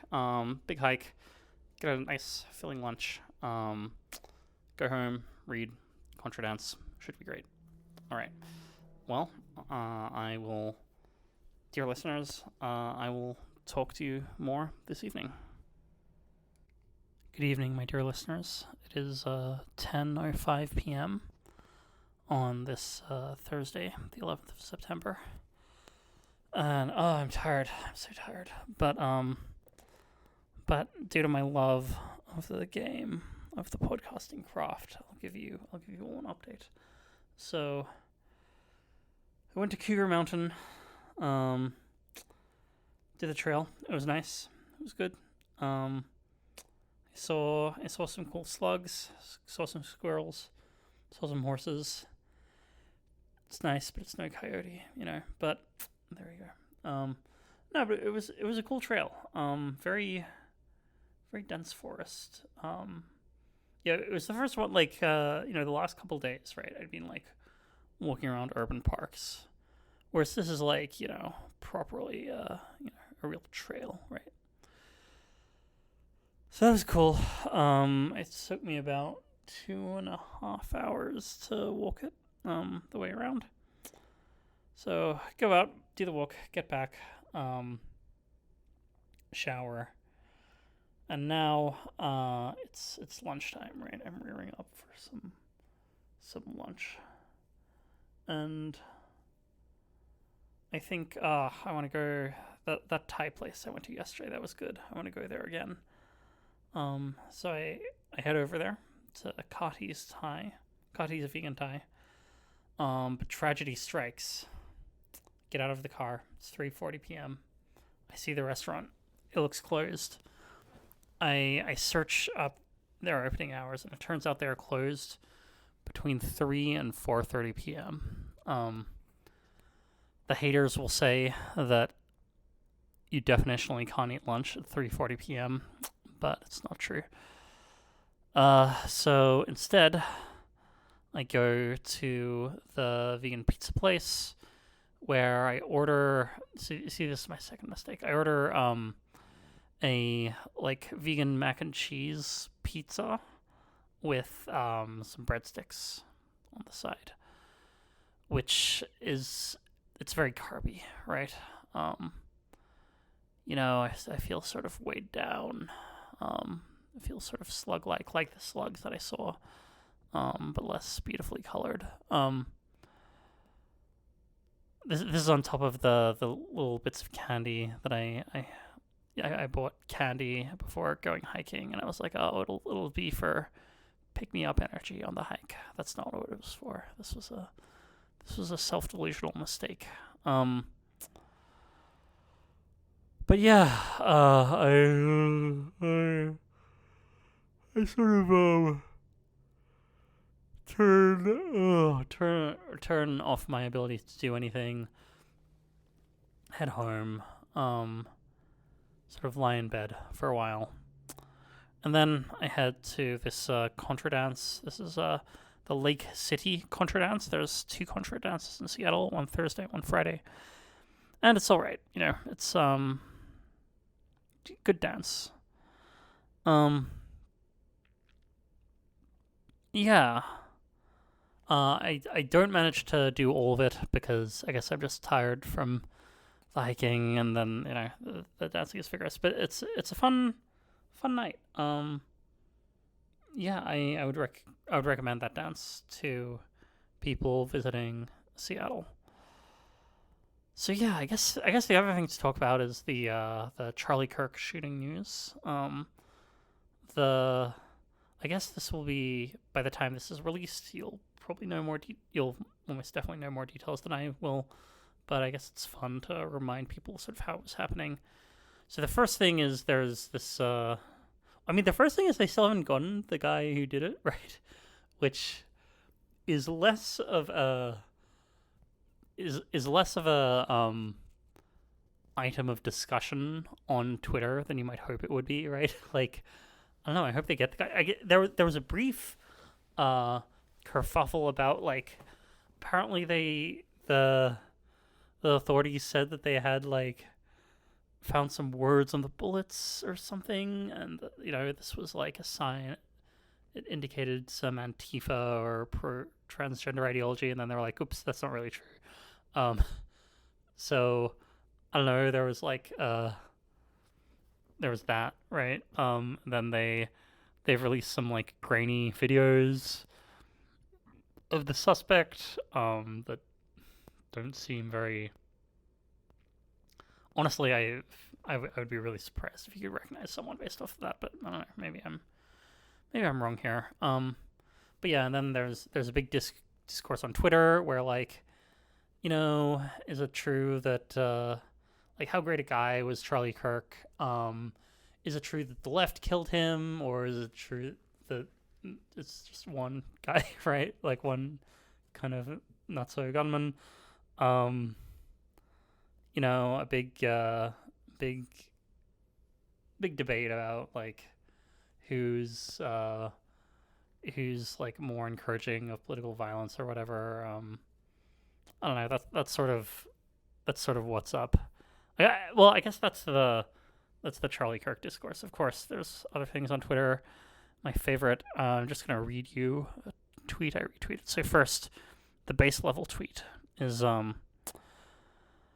it says this: apparently in the Qing dynasty, the eunuchs would wrap up the chosen concubine naked in like a burrito, run her through the palace, and just kind of throw her on the bed next to the emperor and unravel her. Then he'd have 30 minutes to play. How did they even come up with that? Question mark. And then the quote tweet of that is, these f***ing eunuchs just threw a stupid foie Dorito. Sorry. These f***ing eunuchs just threw a stupid foie Dorito into my bed while I'm trying to study the works of Confucius. I hate it here. I guess I've got to bleep that out. Anyway, so there is still whimsy on this website. But yeah, I don't know. That was my day. Overall, I'm dissatisfied with my dining experiences today, but I am satisfied with the exercise. Good hiking, good dancing. Tomorrow I've got a packed day. I want to get back to checking work emails. I want to go hiking again. The Bill and Melinda Gates Foundation's visitor center thing is open, so I want to at least visit that and see how it is. I want to go back to Kati Thai. I guess not between 3 and 4:30 p.m. I should actually probably look up their hours. There's another Contra dance, Emerald City Contra, that I want to visit. Then reading. So should be a fun day. Oh, I'm so tired. I'm so tired. It's possible that the morning hike does not actually happen. We will see. But yeah, thank you for listening to this podcast. I'm sorry I made it somewhat family unfriendly. But I will talk to you again in the morning. Goodbye.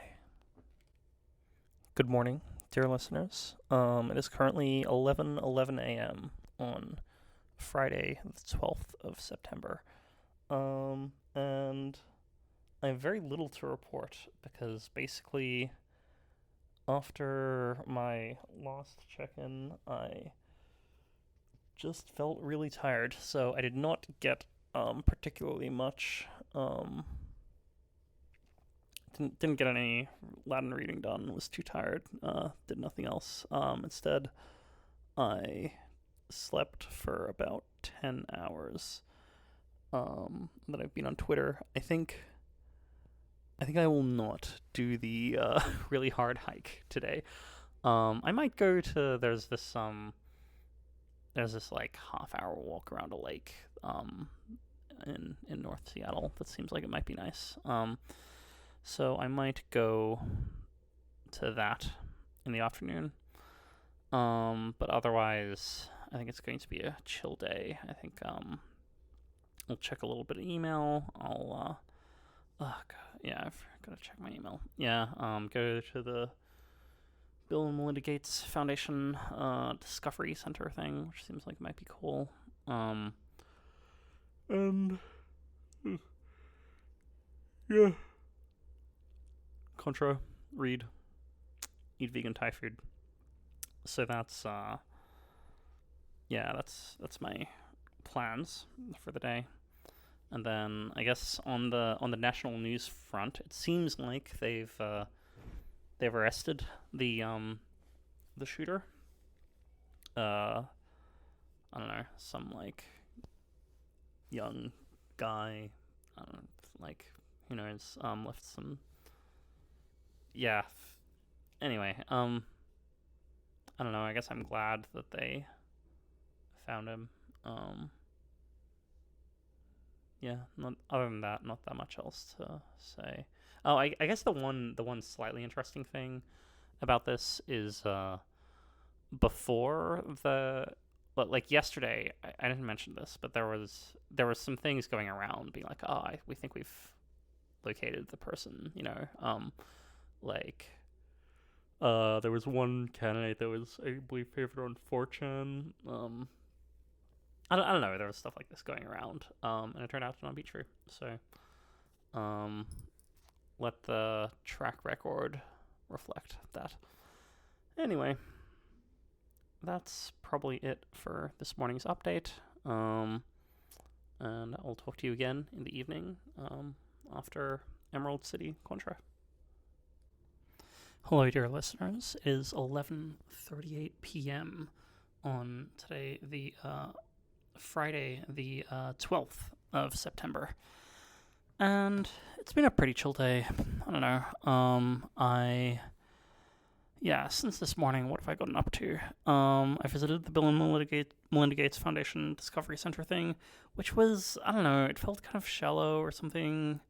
I think maybe I'm bad at engaging with these sorts of things, but it felt a lot of like, do you know that polio exists?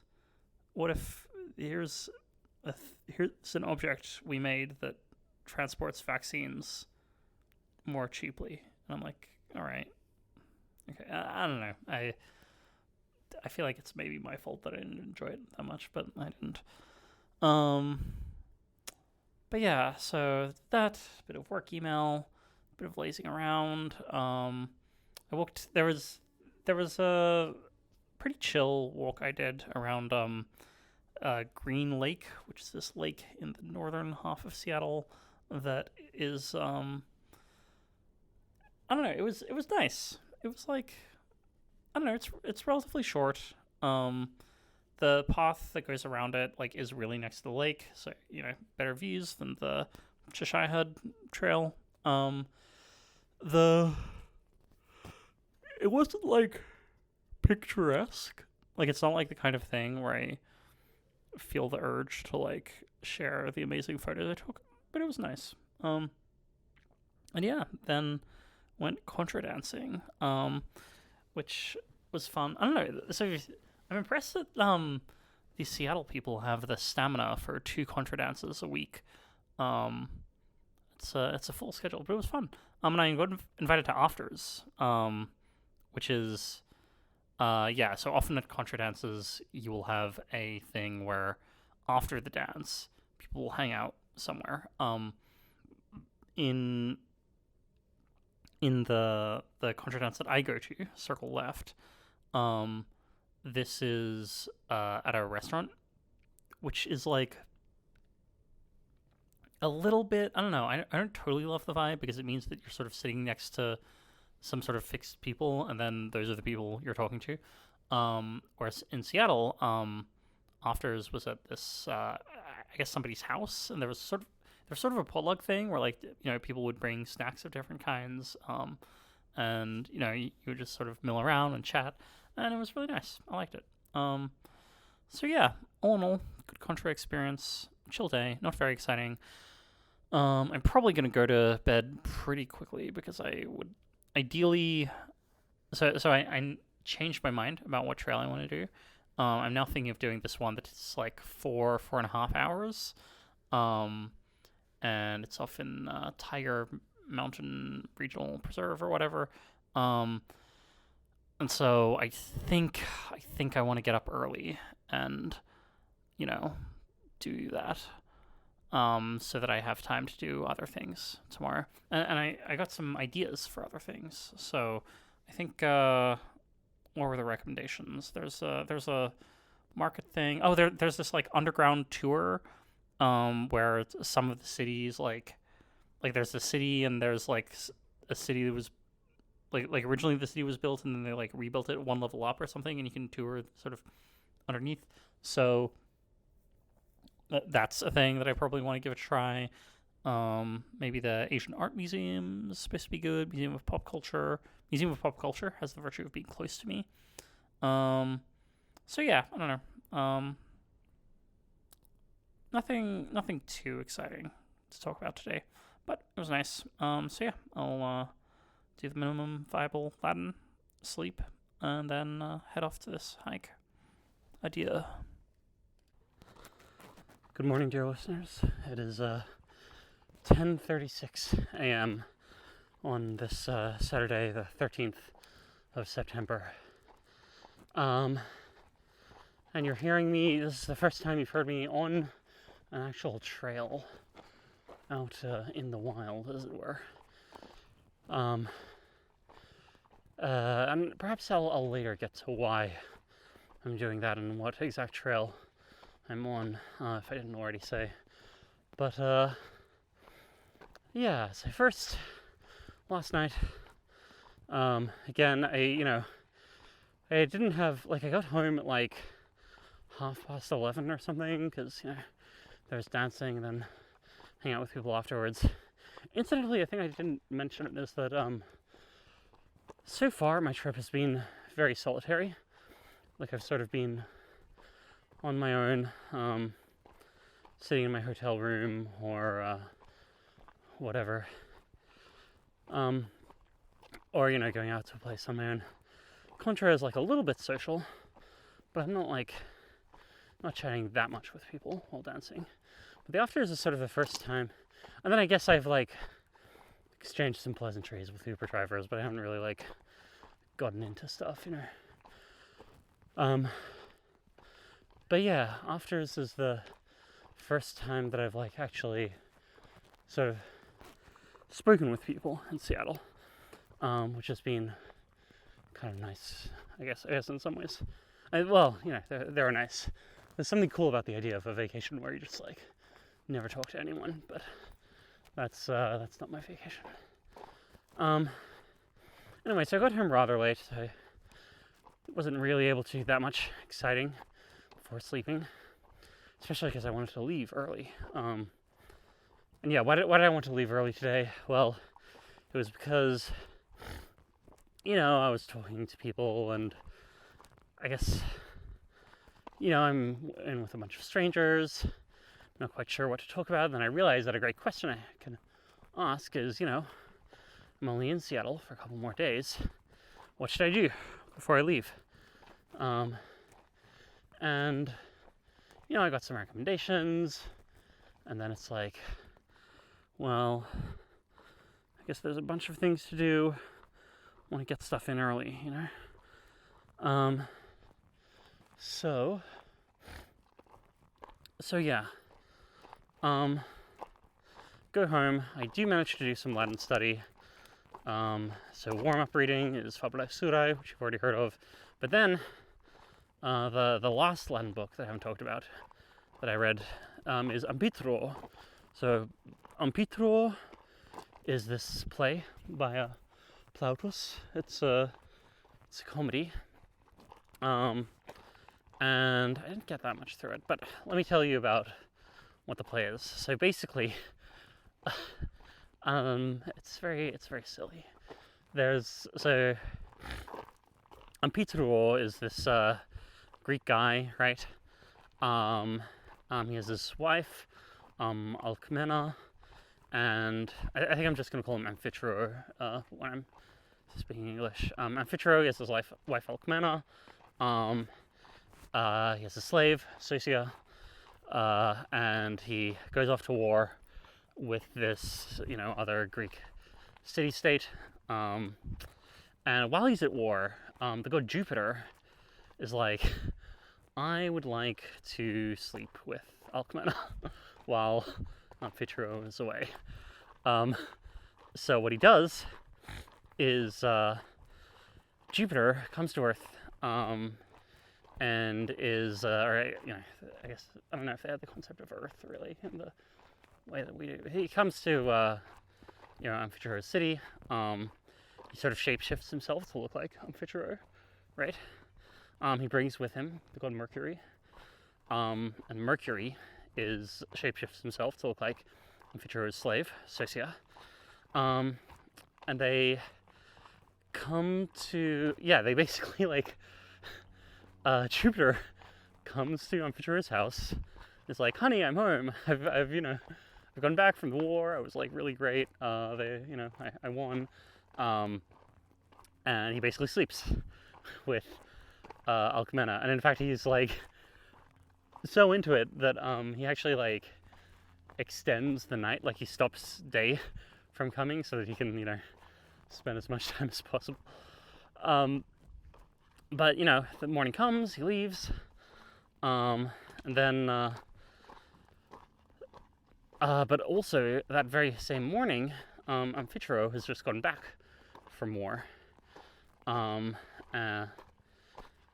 so the first thing that happens is, ooh, that's a nice, sorry, I'm gonna pause to take a photo.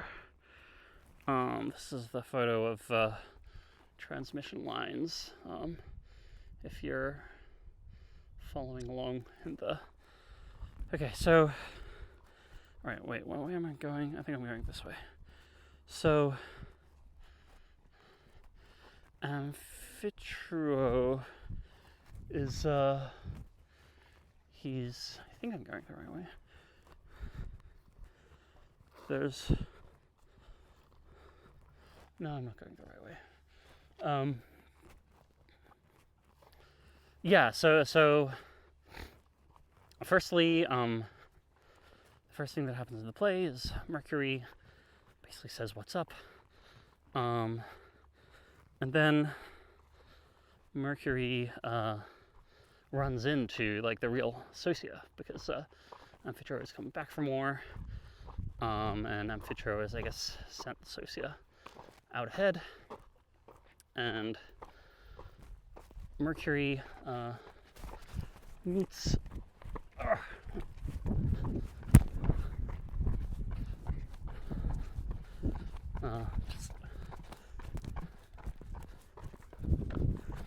by someone and didn't want to be super annoying. Mercury meets Sosia, and Mercury's like, "Hey, who are you?" Sosia's like, "I'm Sosia." And then Mercury's like, "No, you're not. I'm Sosia." And Sosia's like, "No, I think I'm the real Sosia." And Mercury, the god Mercury, right, just like says, "Don't say that or I'll beat you up." So he's like, but I'm Sosia. And Mercury just beats him up. And then, like, Sosia sort of tries to win the argument, right? Like, he's like, "Oh,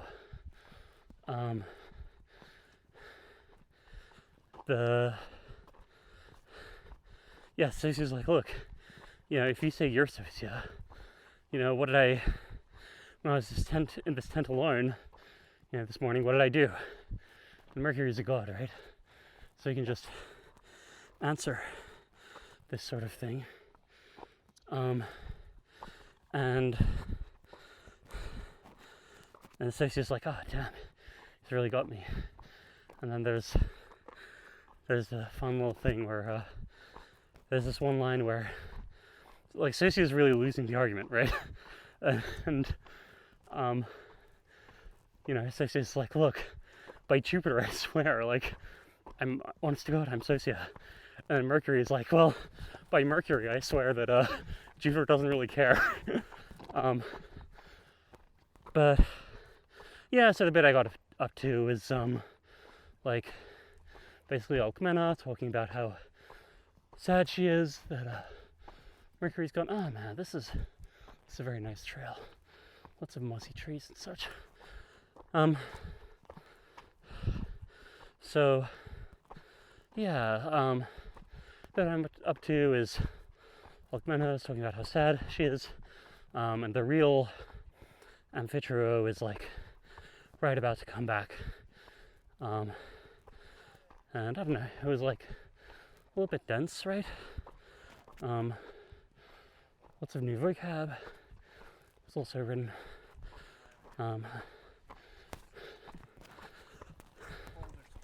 hey there. Right of the top level. It's also written in an earlier period of the Latin language than you study, so there's a few a few funky grammar things to get used to. But yeah, I don't know, it's kind of cool that you can read this play from like over 2000, this comedy from 2000 years ago, and like, there's probably aspects of it that we don't get, but it's still like recognizably funny, which is nice. Yeah, anyway, that's another installment of the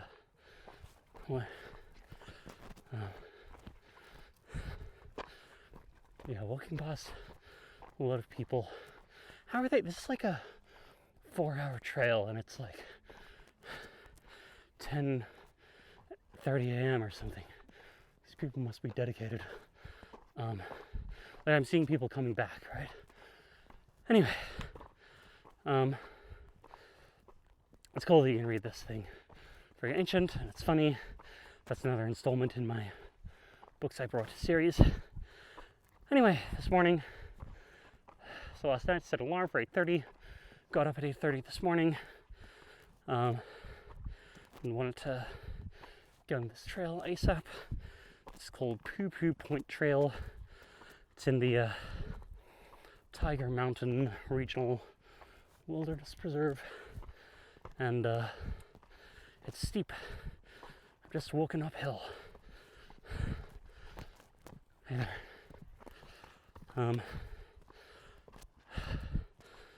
So that's why I'm panting. All right. Talk to you later. Goodbye. Hello, dear listeners. It is currently 2:40 p.m. on September the 13th, 2025, this fine Saturday.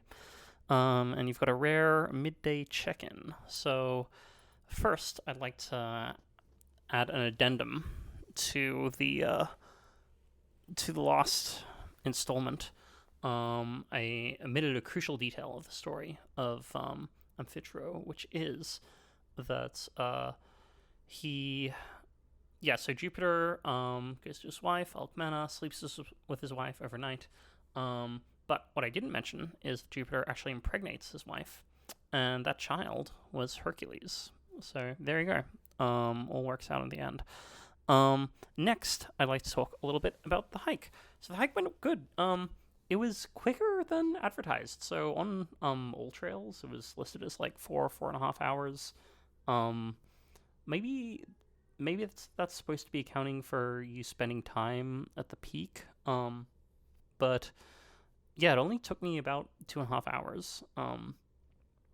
I attribute this partially to my youthful vigor and my general fitness, but partly it's probably the fact that I'm like, so yeah, I think I also didn't mention, I believe, is before I headed out, I ate the leftover macaroni and cheese pizza, which was a good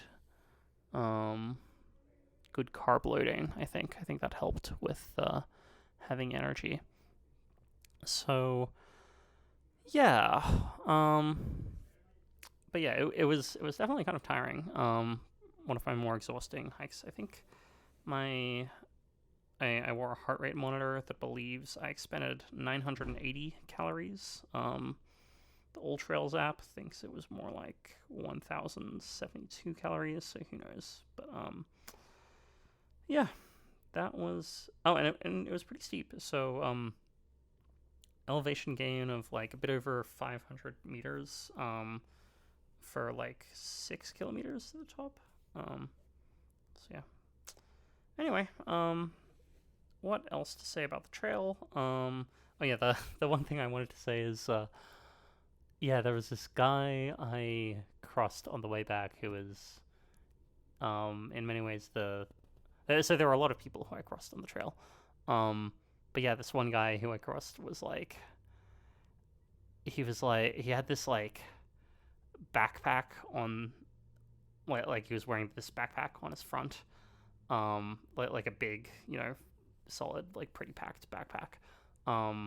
This like large toddler on his back, and he was just, the guy looked very exhausted. I feel luckily when I crossed him, he was like close to the top. But yeah, this guy, I hope he was having type 2 fun. But yeah, okay, so the next question is, what do I want to do with the rest of my day? There are a few options. Honestly, I'm not that excited by any of them. I think I am most interested. So I want to get lunch, right? I'm going to get lunch. Going to this vegan diner-ish place. I think it's called the Wayward Vegan. I might get ice cream at this Frankie and Joe's joint afterwards. But I think after that, I'm just gonna like go home and read stuff. So yeah, that's my fun Seattle vacation. But no, I did enjoy the morning hike, which was cool. Yep. So that's it for this update. I will talk to you again later. Hello, dear listeners. It's currently 9:11 a.m. on Sunday, the 14th of September, the last day of my trip. And I didn't give you an evening update last night, so I'll tell you a little bit about my yesterday. Basically, less happened than one might hope. Yeah, I guess one thing I maybe forgot to mention is I was interested in doing this like Seattle Underground tour, where apparently some of Seattle is like built one story up from the original Seattle. But I went to the website for the place that offers, or the place that I've heard of that offers these tours, and they just typed in my credit card information to pay for a reservation, and there was some pop-up being like, we are still processing your credit card, try again later. And so I don't know, it just like did not work, so I didn't book one. Very sad. But yeah, yesterday, yeah, I think these hikes are, I think I am quite less energetic after these hikes. So yesterday, I don't know, I got lunch at this place called The Wayward Vegan, which is this like vegan, I don't know, diner slash American food restaurant place. Got a blue cheese mushroom burger, a burger with like blue cheese and mushrooms, I should say. I think it was Impossible or Beyond or something. So it was a decent lunch. Then I went back home, watched some YouTube videos, then I napped. Then I read some Inventing Temperature, which was cool. In case you're wondering, it turns out the answer is that steam is what they use to fix the upper limit of temperature, because steam, at least in normal conditions, has a like very consistent pressure temperature relationship. And yeah, so if you do it in normal atmospheric pressure, it will be like very consistent. So there was some discussion of that, and also some theoretical work of people being like, wait, why? How is this true? Yeah, I continue to just be like more confused about how exactly boiling and condensation and stuff work. Yeah, I never really thought about it that much. Anyway, that was kind of cool. Went back to this Frankie and Joe's place, got some nice vegan ice cream. There was a long queue this time, I guess because I was there in the evening rather than like some random point in the afternoon. I was behind like these two people who were debating like so I don't know, I was deliberately like listening to music or something because they seemed like they were very like they were into it in a way that made me like cringe a little bit, which maybe I shouldn't be, I don't know, but they were like, like basically, how bad should you feel about Charlie Kirk's death, and like is it the case that like is it the case that this, there's like politics, but like people's right to exist should be outside of politics, or is that like a good way to think about it? I don't know. So, but I got my ice cream. It was tasty. I walked a bit of the way back home, and hang on, I think someone's knocking on my door. Okay, they were knocking at the adjacent back door. To help me edit this, this is actually the reason why I'm putting these timestamps in. It's 9:15 a.m. on Sunday, the 14th. So I walked a bit of the way back home, just to sort of stretch my legs a bit. Saw this secondhand bookstore that had some live-in cats, and unfortunately it was closed by the time I got there, but I could see some of the cats, which was exciting. So anyway, went home, studied some Latin, got the final somewhat interesting thing I did was I had not really planned for it to rain during this trip. I did not bring an umbrella with me. But as of last night, the weather report was that it might rain just like the whole day on Sunday. So I was like, oh dear, I guess I'm just going to be wet.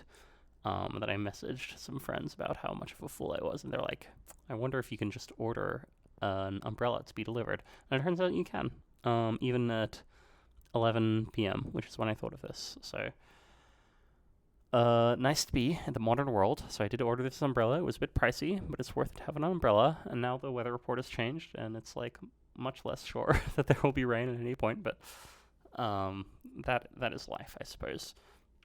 So yeah, what's my plans today? I guess I woke up early to be ready to head off to this church service. In particular, I was like, oh, how long will it take me to pack? Probably like an hour. This was not a realistic expectation. It took me more like 20 minutes, to be fair. But yeah, I'm done packing. But it does mean that I have time to record this episode.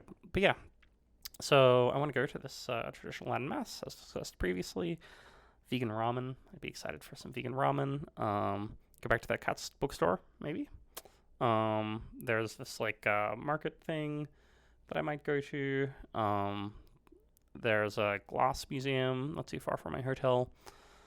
And that's currently the plans I have for tomorrow. Or for today rather.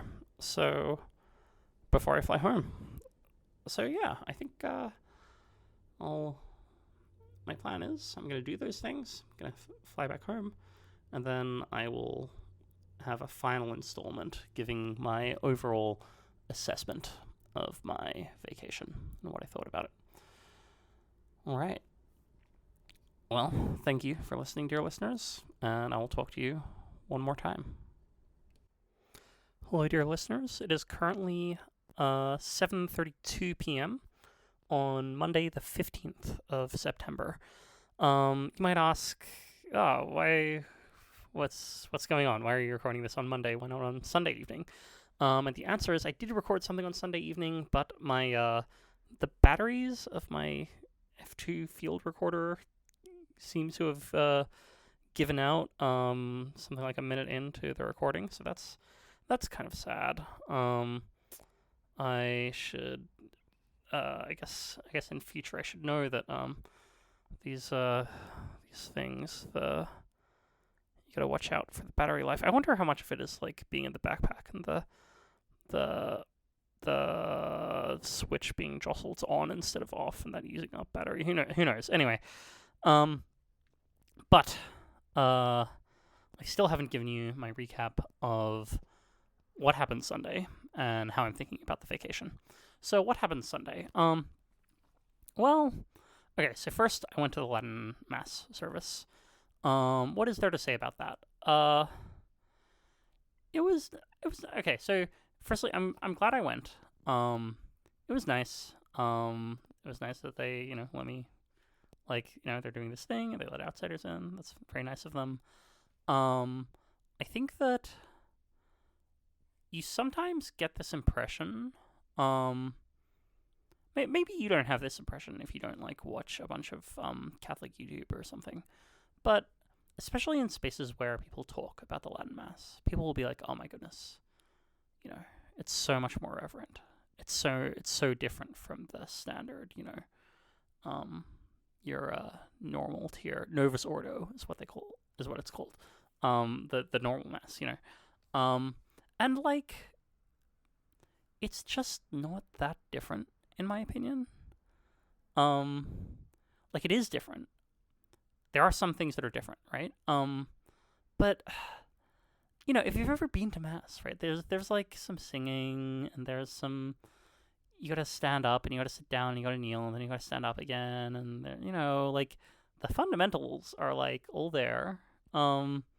It's okay. So what are the differences? So firstly, the service is conducted in Latin.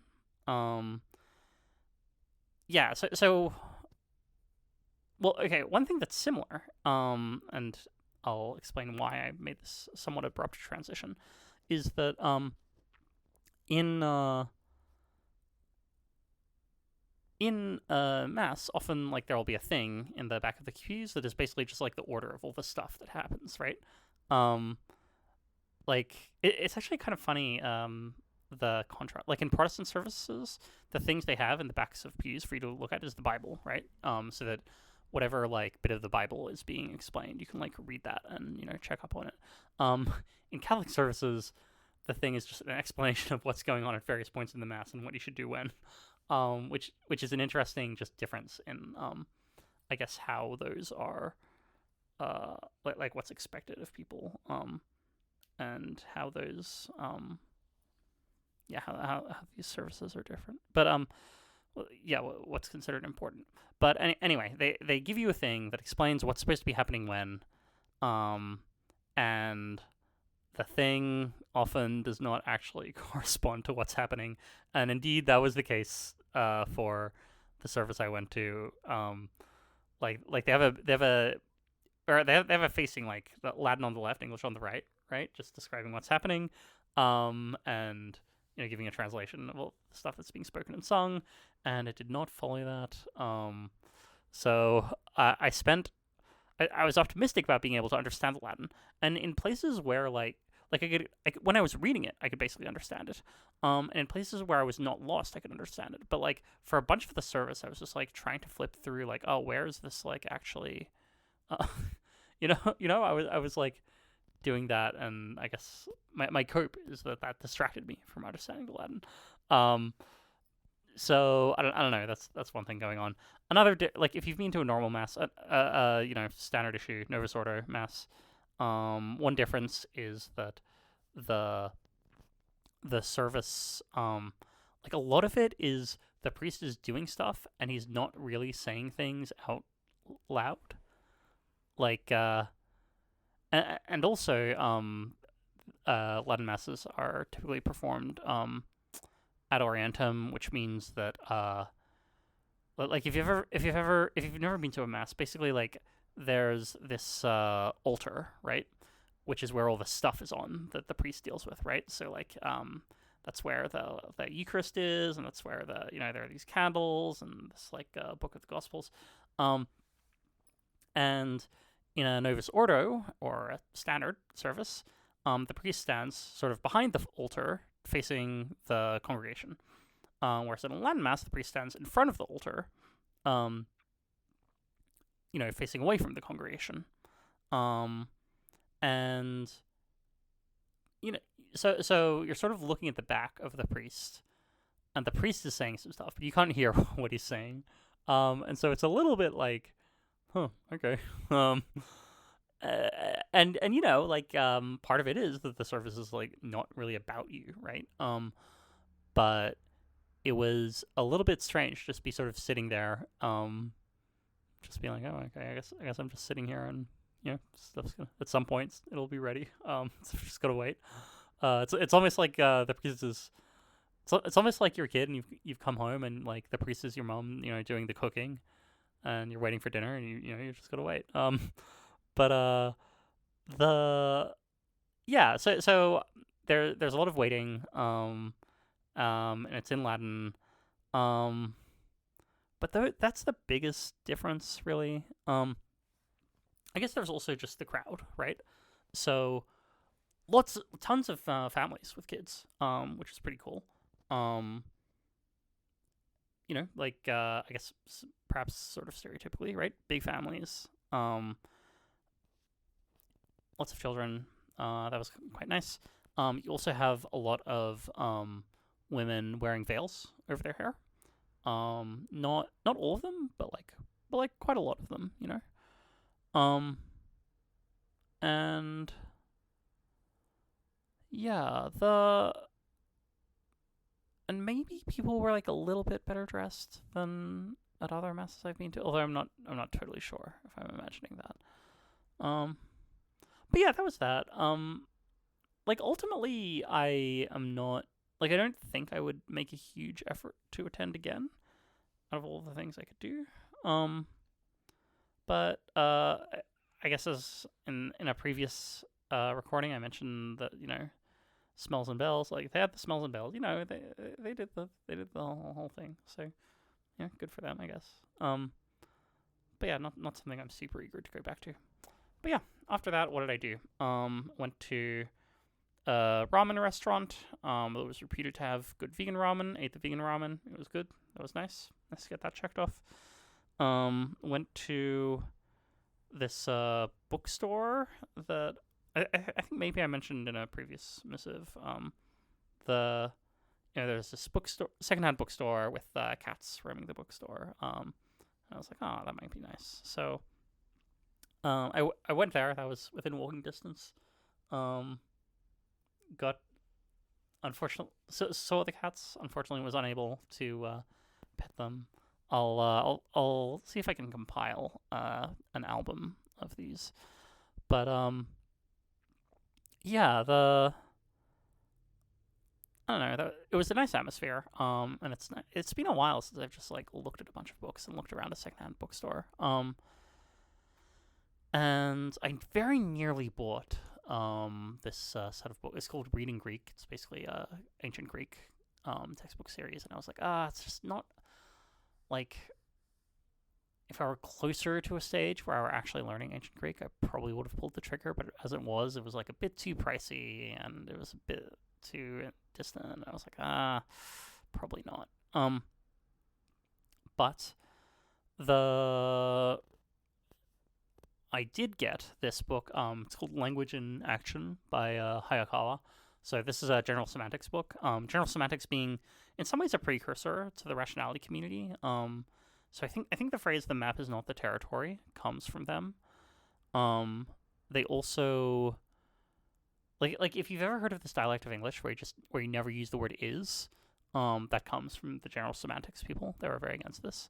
Yeah, there were this funky proto-rationalist community that also managed to the Hayakawa guy who wrote this book was also like a senator from the state of California. Which it's like, oh, okay. I guess these people were very influential. Anyway, I bought that, and that was cool. Yeah, I walked over to Pike Place Market. There was some market stuff. Mostly was not that appealing. I bought a vegan mushroom and potato pierogi, which I have a Russian housemate who's, I guess, proud of me for that. So yeah, I don't know, did some stuff, and then it was sort of like I sort of petered out. There was not that much left that I really wanted to do. What I really wanted to do was sit down, listen to podcasts, read books, and so yeah, I basically just headed to the airport. I sat around, listened to podcasts. Didn't really read at the airport. Just listened. And yeah, did that for a while. Eventually got on my flight. They let me keep my bag this time, so that was nice. And yeah, flew back home. Got home, settled in. So that was the end of my vacation. And overall, what do I think of the vacation? So I very much had a philosophy of not planning anything, which is maybe a questionable philosophy to have, right? But and it meant that, like, for instance, I think probably my friend who recommended that I go to Seattle and do the hiking was probably thinking of Mount Rainier as a place to do a bunch of hiking. And perhaps that would have been nice. But as it was, I don't know, I did some hiking. I hung out, I read some books. It was a pretty relaxing vacation, right? It was a nice way to get away from my ordinary life. I don't know, I guess I'm just describing what a vacation is, right? But it was nice to, like, get away from my standard rhythm of life. Not be at my house, not be at my job. Kind of relax for a while. I guess not including a couple of days where I did these paper reviews. And it was also cool to see Seattle. They've got a cool thing going there. It was nice to contradance with the local Seattle residents. What's the demonym for Seattle? Let me look that up live. It's gonna kill me. But yeah, a cool thing about getting into contradancing actually is you can just go to a new city and, like, join the contradance. It's a fun way to. Seattle's growth rate of 21% between 2010 and 2020 made it one of the country's fastest growing large cities. That's cool. And the where's the demonym? Seattleite or Seattleite. Yeah, none of those really roll off the tongue. But, it's nice to see it. Nice to be there. I think that in some sense, I probably could have profited by better planning, but also, I don't know, sometimes you just don't feel like doing things, or, you gotta adjust to the circumstances. And, planning takes time, time that you could spend doing other enjoyable stuff, so, unclear if it's actually worth it, IMO. Oh yeah, the other thing I forgot to say about Sunday is that at 11 p.m. I like Uber Eats this umbrella. I used it in the very brief window of just between getting out of the Uber and walking into this church for the mass, and then at no other point did I need the umbrella. So, it just goes to show something, I guess.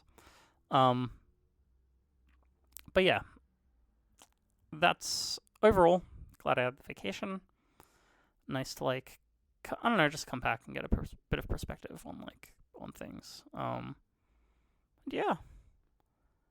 So if he listens to, so I'm a bit confused why anybody would listen to all of this. To be honest, maybe it's because you're planning a vacation to Seattle. Hopefully these offer good advice. I still do. The places I ate, Frankie and Joe's vegan ramen donbo, Pie Vegan Pizzeria, Kati Thai, Wild Ginger. Good places to eat. Would recommend them. Perhaps you're just curious about how my life is going. In which case, great. Perhaps you're a historian, trying to understand the early 21st century vacation culture.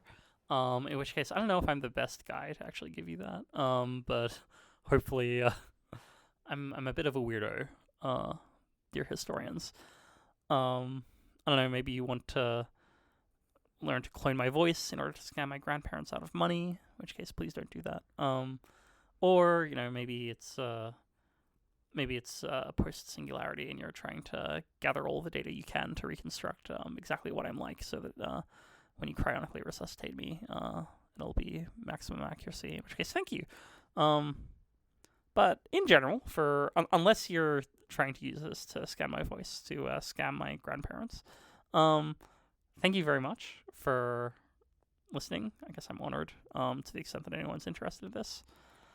And yeah. Talk to you later. Bye.